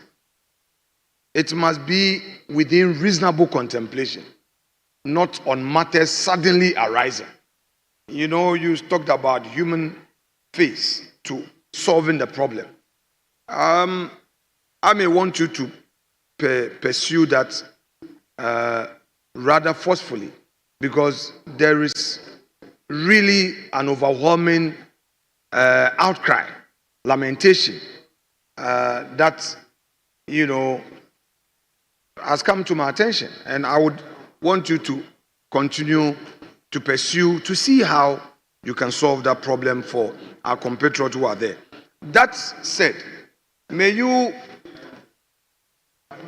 tell us, in the report you received, was there any aspect that specifically, without any equivocation, without ambiguity, point to the fact that the embassy officials, as well as the head of the mission, became aware that the company that was contracted belonged to the gentleman you referred to in your report? Was there any such specific evidence to that effect?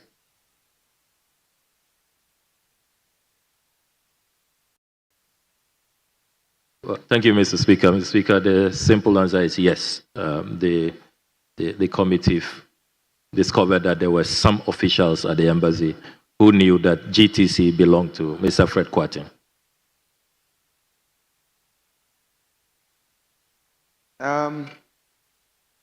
Mr. Speaker, I say that for us in the political space, the only asset we have is our reputation. I'm happy that I'm happy to hear that the Honorable Minister says that some staff were aware. But I want some clarity. These staff who were aware, were they at a level of decision making? Or they were staff at the embassy who were not part of the decision making process of awarding the contract? Because like the Honorable Jinapo said, the respected ambassador who has ended a service to the nation far away in America, served as a member of parliament, a respected lawyer, a government minister who ended her career as a political diplomat. I must admit that you have not mentioned her directly in your response. That I concede. But I want you to clarify whether those who came under your radar as having knowledge of the company were part of decision making.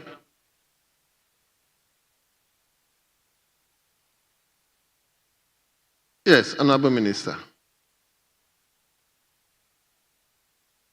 Well, Mr. Speaker, the report indicates clearly that there were some in management and some lower on the food chain who knew about it, and they will even help him cut the passports to his office 40 minutes away from the mission. And as I said, that explosive report, which will be of interesting reading, will be made available. Will be made available to this House. Yes, Honorable Leader. Mr. Speaker, I'm not asking any more questions. Mr. Speaker, I believe that when we finally get the report, we can interrogate the issues. So I'll rest my case pending the tabling of the report. The minister indicates how soon. Thank you. Let's turn to question B. Speaker, I said, may the minister indicate how soon, based on his own, because he can't have it readily with us. He says he has it. Yes, Honorable Minister. Because he's busy. Yes, Honorable Minister. Grateful, Mr. Speaker. Mr. Speaker, I'm happy to present the report as early as tomorrow. We have cabinet, yes, we have cabinet tomorrow, but after cabinet, I would be here to present the report. Very well. Yeah, thank you, Mr. Speaker. Very well. We turn to question B. I'm reading the mood of the House. So, we turn to question B. Honorable Rorita Koko Asante, Atiwa West. Thank you, Mr. Speaker. I'd like to ask the Foreign Minister the outcome of the meeting between the Ministry and the Ambassador to the United States of America regarding the 10% tariff. Thank you. Yes, Honorable Minister.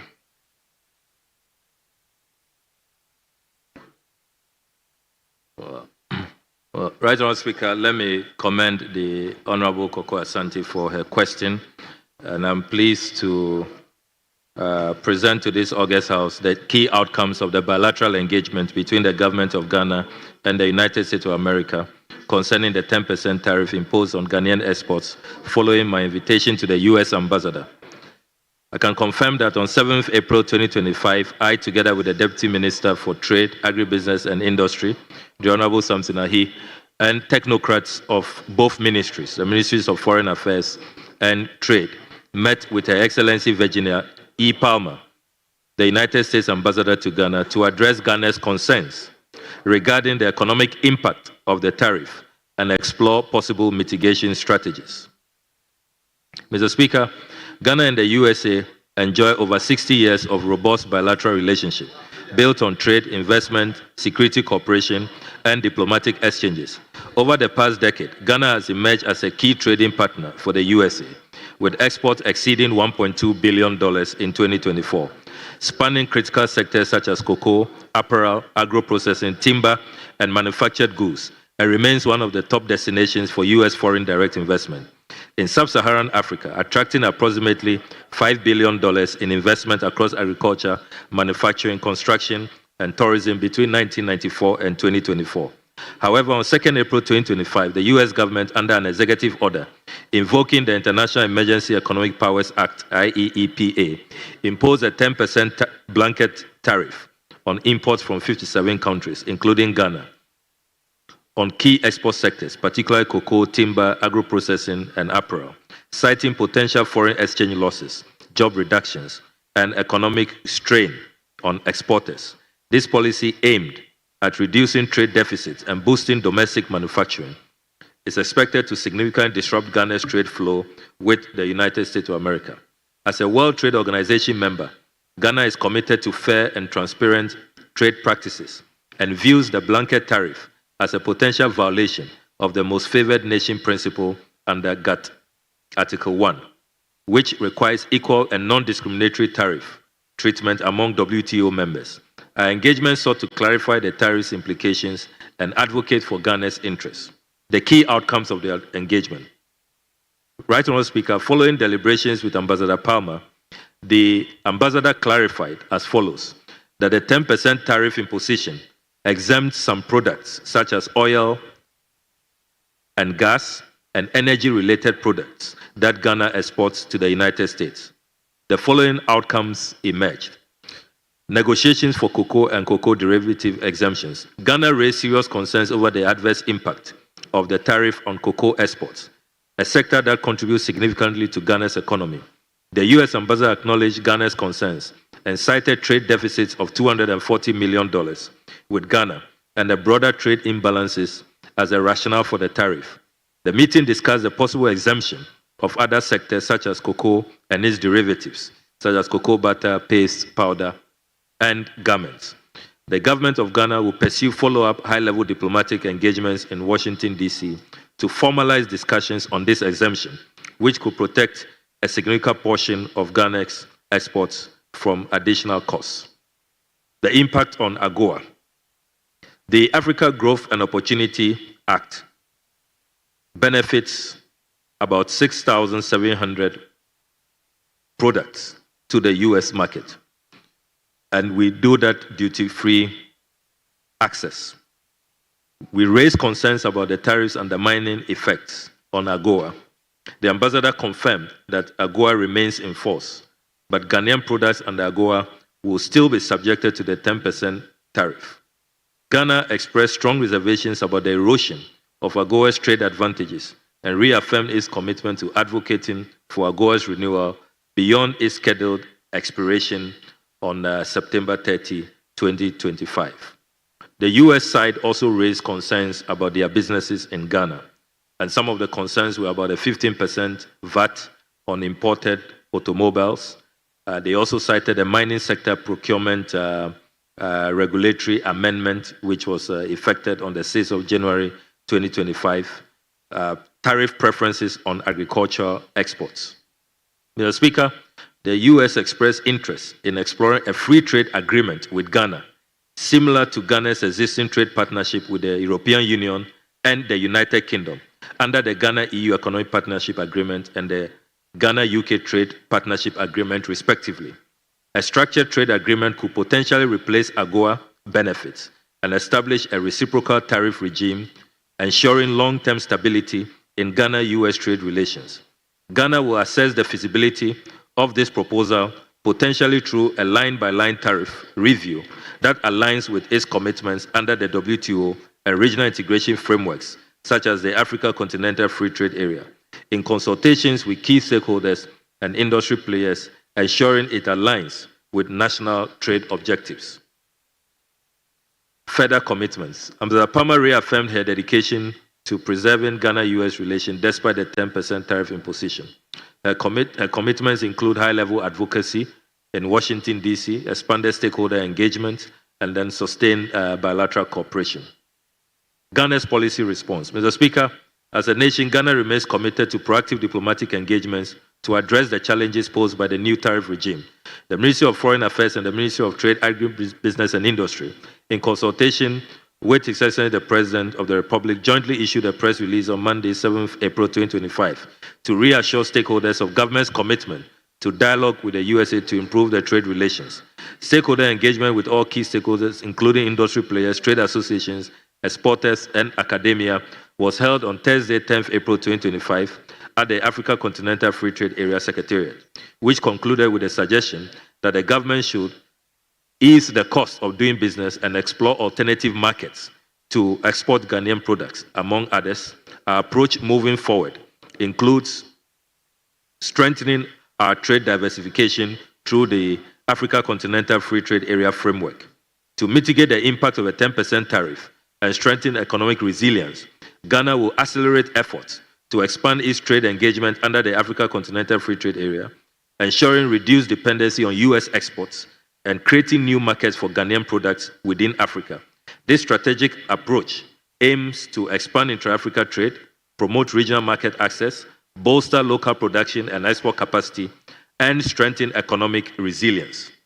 Mr. Speaker, I can confirm that a lot of these initiatives have begun in earnest, and we are pursuing this diversification and also signing agreements with other markets and other countries so that the impact of this 10% tariff is really not felt by the Ghanaian people. In conclusion, Mr. Speaker, Ghana remains committed to preserving its trade interests and fostering strong economic ties with the United States. Through strategic diplomatic engagement, bilateral negotiations, and proactive trade diversification, we seek to mitigate the impact of the 10% tariff and ensure a resilient, competitive trade environment for Ghanaian exporters. I assure this House that government will continue with its engagement with the U.S. to secure favorable trade agreements, protect Ghana's economic priorities, and reinforce our position in global commerce. I thank you, Mr. Speaker.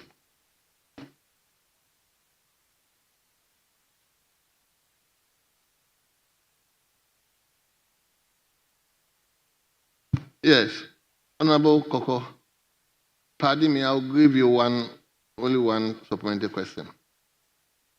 Don't fight Mr. with Speaker, me. I believe I'm entitled to 3 supplementary questions. Let's so hear the you. Minister will indulge me. Okay, I'll ask one. Honorable Minister, can you clarify? I think I heard you mention that when you had the meeting with the ambassador to the United States, they countered that we have a VAT, and so did you present any counter proposal to them or offer, or have you taken any steps to reduce for a reduction or even a waiver? Because I know some countries have been exempted. Thank you. Yes, Honorable Minister. Well, thank you very much, Mr. Speaker. Mr. Speaker, that's a very important supplementary question about measures to mitigate. And Mr. Speaker, we have decided that we will go into a special trade agreement with the United States of America. And I can confirm to you that only last week, the trade minister led a delegation to begin talks with the United States because they have demonstrated that they are open to signing separate bilateral agreements. The United Kingdom has just concluded one, which both countries are describing as a win-win agreement. So we are also taking full advantage of that opportunity. And those discussions have only just begun last week. So I can make a commitment to be regularly updating the House and the Honorable Member on the progress made. And I also will assure the nation that when we conclude those negotiations, we'll certainly make public the outcome. I'm grateful, Mr. Speaker. Thank you. It's okay. Or you want, I can give you one more slot if you. Thank you. Honorable members, at your pleasure, can we continue with his normal questions before we come to Honorable Works and Housing Minister. Okay. So, Honorable Patrick Boama, you will take the normal question 77. Thank you very much, Mr. Speaker. Mr. Speaker, I rise to ask the Foreign Minister, the Minister for Foreign Affairs, the cost structure in the pricing of an ordinary Ghanaian passport. Yes, Honorable Minister. I'm grateful, Right Honourable Speaker. Right Honourable Speaker, let me commend the distinguished Patrick Boama for his question. And to state that, Mr. Speaker, I appreciate the opportunity to address this Honourable House to provide clarity on the cost structure underpinning the production and issuance of a standard passport booklet. This is in line with our commitment to transparency and sound financial governance in the delivery of essential public services. The total cost incurred in producing a single standard passport booklet currently stands at $18.54, so $18 and some 54 cents, equivalent to 278 Ghana cedis, 10 pesos, using an exchange rate of 1 United States dollar to 15 Ghana cedis. That, at the time the agreement was signed with BTS, that was the exchange rate used. It was 1:15. This total cost is comprised of two key components. The cost of the passport booklet, and this refers to the physical production of the secure booklet, including specialized printing and embedded security features. The unit cost for the booklet is $11, which translates to 165 Ghana cedis at the time when it was 1:15. The operational cost per unit, this amounts to 7.54 United States dollars or 113 Ghana cedis, and includes a range of essential services required for passport issuance. These are maintenance of biometric and IT infrastructure, courier services for document delivery, which we introduced recently, printing, and the personnel cost. So when you put the cost build up together, we have a total of 278 Ghana cedis, equivalent to 18.54 United States dollars. Right Honourable Speaker, although the underlying dollar-denominated costs remain constant, the recent appreciation of the Ghana cedi from 15 Ghana cedi to approximately 11 Ghana cedis to the US dollar has led to a significant reduction in the cedi equivalent cost of producing each passport. This favorable exchange rate movement has created fiscal space, resulting in savings in our local currency terms. In line with our prudent financial management practices, these savings will not go unused. Instead, they will be strategically reinvested to improve and expand the delivery of passport services across the country. A portion of the realized gains will be directed towards courier services as part of our ongoing reforms, thereby enhancing the efficiency and reliability of passport delivery, particularly for applicants outside major urban centers. I am therefore delighted to confirm that the Mahama administration remains committed to its pledge of reducing the passport fees from 500 Ghana cedis to 350 Ghana cedis for the 32-page booklet. It will be recalled that the previous administration last year carried out a 400% increment in passport application fees, which was not well received by the Ghanaian public and led to a considerable decrease in the patronage of passport services. A new fees and charges amendment will soon be presented to this August House to approve the policy on the reduction from 500 Ghana cedis to 350 Ghana cedis. I'm grateful, Mr. Speaker. Mr. Speaker, thank you very much, Honourable Minister, for your elaborate answer.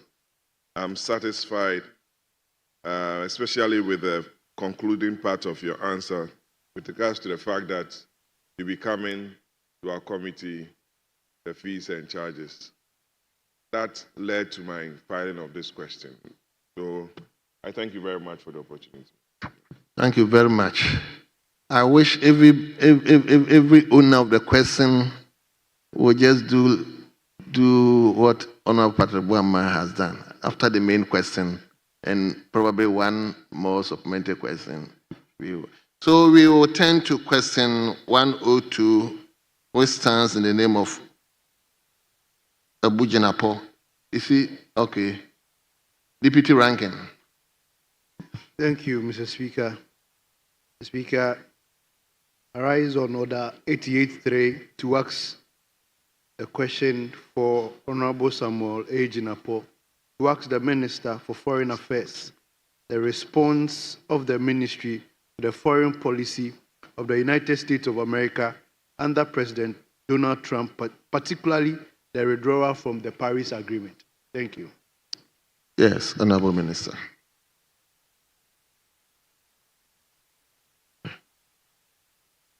I'm grateful, Right Honourable Speaker, for the opportunity to respond to this question. Right Honourable Speaker, since the re-emergence of President Donald Trump as President of the United States in January 2025, the world has witnessed various foreign policy shifts from his government.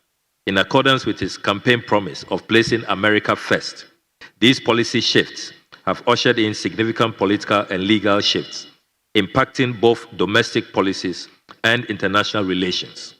On the international front, President Trump's return to power has led to shifts in U.S. global engagement. While he has expressed reluctance to start new wars, he has indicated a focus on tariffs and economic nationalism. His administration is expected to continue his previous foreign policy strategies, including strengthening alliances under transactional terms and pushing for less reliance on multilateral agreements. While some of these new policies are still unfolding, others are yet to be accompanied by official documents that will allow for detailed studies and appropriate reactions. One of these key policy shifts under the Trump administration has been the withdrawal of the United States from the Paris Agreement.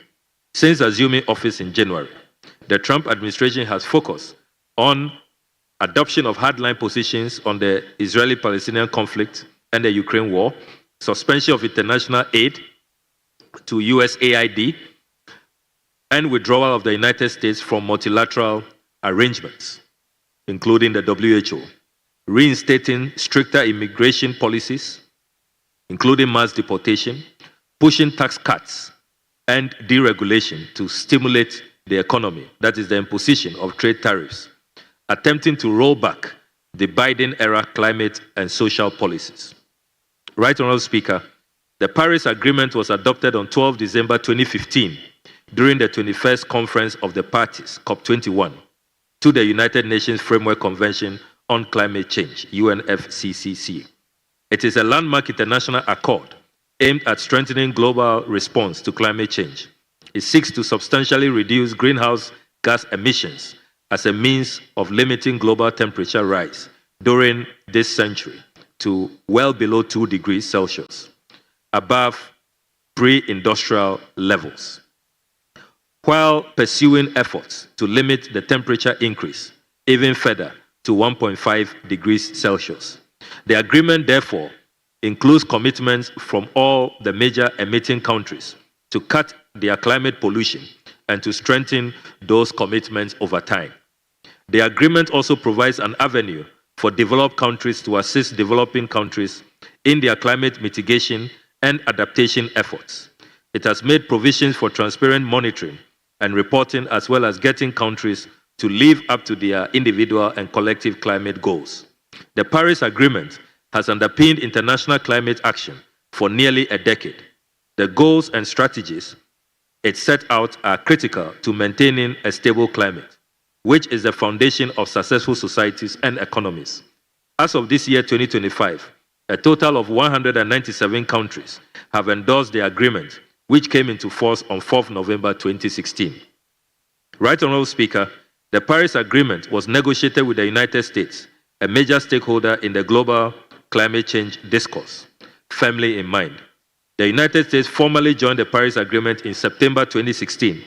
However, upon assuming office in his first tenure, President Donald Trump in June 2017 announced the withdrawal of the United States from the agreement.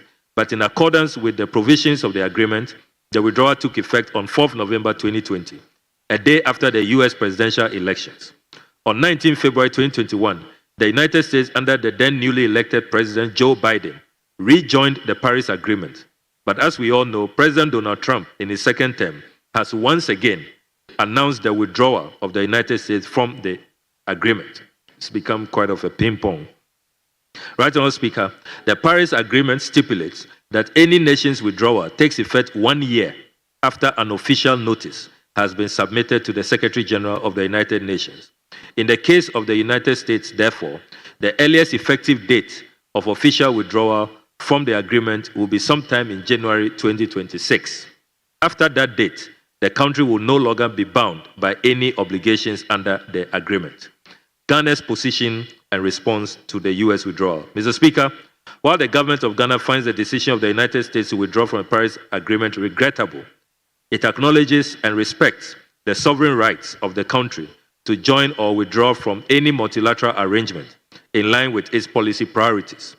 The government of Ghana would have wished that the United States remain in the Paris Agreement. This is because the United States is an important player in the global climate change discourse. Given its size, industrial base, and global influence, the decision, when it comes into effect in January next year, will make it significantly more difficult to achieve the ambitions of emissions reduction across the world.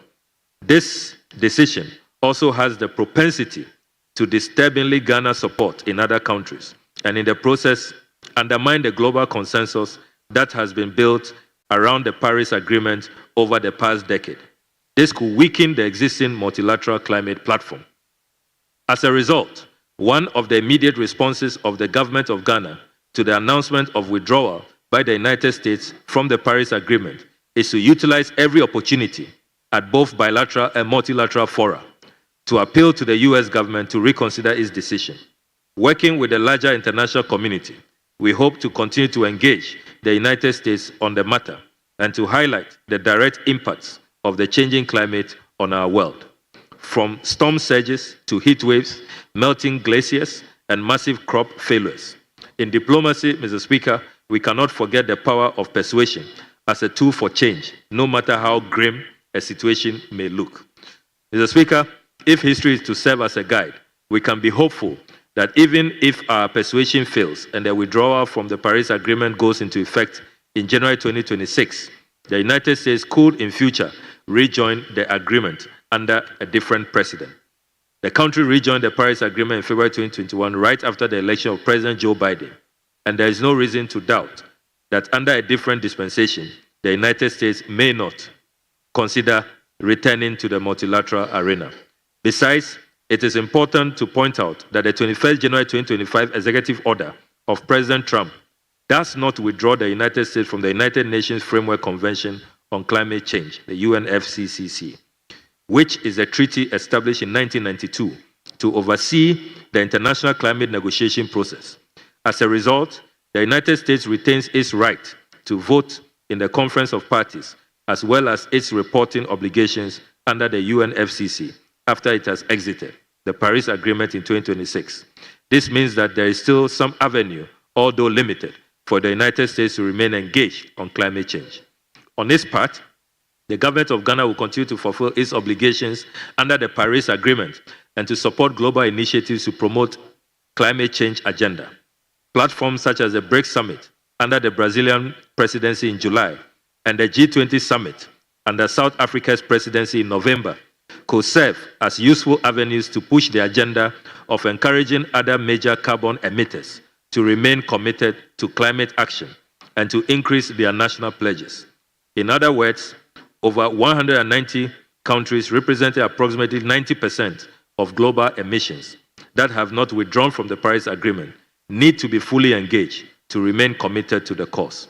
Ghana will also deepen her engagement with like-minded countries, regional blocs, and international organizations such as the European Union, the African Union, and the Climate Vulnerable Forum, whose secretariat is based here in Accra, to continue to champion efforts to achieve the climate change targets.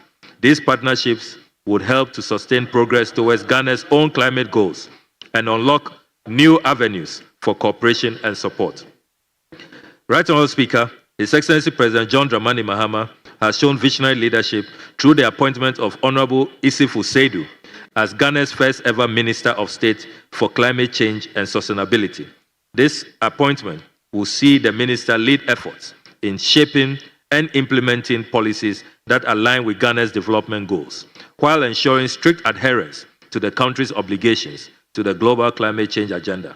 By establishing a dedicated Ministry for Climate Change and Sustainability, Ghana is positioning herself as a leading voice in shaping continental and global discussions on the subject. This will also allow Ghana to focus particular attention on how to access international climate finance mechanisms, such as the Green Climate Fund, Loss and Damage Fund, and Adaptation Fund for Development, while fostering public-private partnerships to fund sustainability projects. Right Honourable Speaker, to conclude, Ghana's foreign policy approach to global climate governance has remained consistent, resilient, and forward-looking. The country continues to champion climate action, sustainable development, and multilateral cooperation, regardless of the political shifts by key global players like the United States.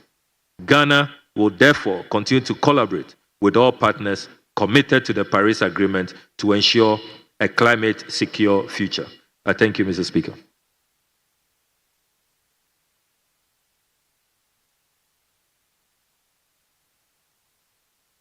Honorable Safaja, are you not tired? Okay, let me give you one. Thank you, Mr. Speaker. Mr. Speaker, I only seek to ask that Ghana and US are members of the Forest Climate Leadership Platform. In fact, we both co-chair, and then there is a plan to end forest loss and land degradation. I want to ask that the US have been pulled from this Paris Agreement. What would the minister do to ensure that that project, the land loss and the forest degradation, will still continue, or what would the minister do to get them to do that? That's all. Thank you, Mr. Well, Honorable Minister, but before you answer, Honorable Members, we spent 5 hours, more than 5 hours in the chamber, and per our standing orders, I should seek your indulgence to continue, or allow the House to continue sitting. So we will continue sitting beyond 5 hours.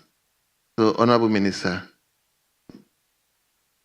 Well, thank you very much, Mr. Speaker. Mr. Speaker, let me assure the Honorable Asafweje that we will continue to engage with the United States at that forum. As I pointed out in my response, the United States, fortunately, has not withdrawn from the UNFCCC, which came into force in 1992. So we continue to collaborate through that framework, and we are confident that the objectives that we have set can continue to be pursued at a bilateral level. I thank you very much, Mr. Speaker. Thank you very much. Question 128, the owner is not here. Swaman. Okay, let's hear you. Thank you, Mr. Speaker. I come under Order 88.3. I have the authority of the Honourable Member to ask the Minister for Foreign Affairs to provide a timeline for establishing passport offices in the remaining 6 regions that currently do not have them, in line with the government commitment to expanding passport application centers. Yes, Honourable Minister. Short.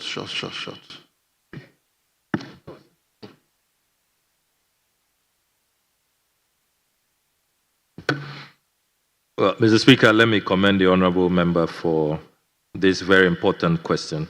And Right Honourable Speaker, as part of efforts to decentralize passport delivery and ensure equitable access to passport services, the Ministry plans to establish passport application centers in the 6 regions that were newly created that do not have passport application centers. They are the Savannah region, Bono East region, Ahafo region, Oti region, Western North region, and the Northeast region. And Mr. Speaker, we have adopted this strategy because we do not have the funding now for permanent structures. What we are doing is to have the first phase, which is to establish the temporary offices So we are collaborating with the regional coordinating councils to establish the offices, including one in the Upper East region in Bolga. They do not have a passport application center. Then in the 2026 budget, we hope to receive favorable approval from the Ministry of Finance so that we can then move into permanent structures so that we can have dedicated standalone passport application centers. But for now, I can make the commitment that latest by close of this year, passport application centers will be established using our partnership with the regional administrations across these 6 regions and the Upper East region, which currently does not have a passport application center. A project started but stalled a couple of years ago, and we are determined to make sure that the people of the Upper East region and all these new regions do not continue to suffer and be frustrated because of long travels for passports. And Mr. Speaker, with your permission, I have summarized my response because of the exigencies of time, and table office may want to capture the entire response, which I have made available to them. Thank you very much. Thank you very much. So we will turn to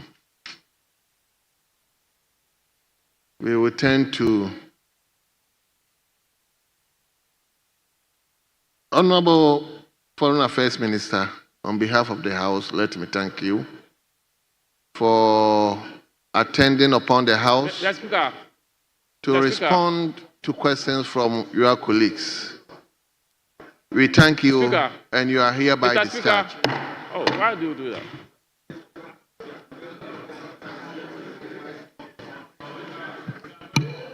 Honorable members, I'm suspending the House for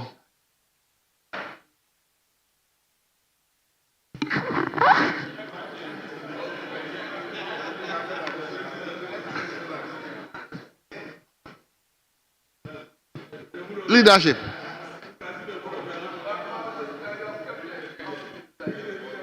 No, I'll attend to him. I'm going to suspend the House for 20 minutes. Please indulge me.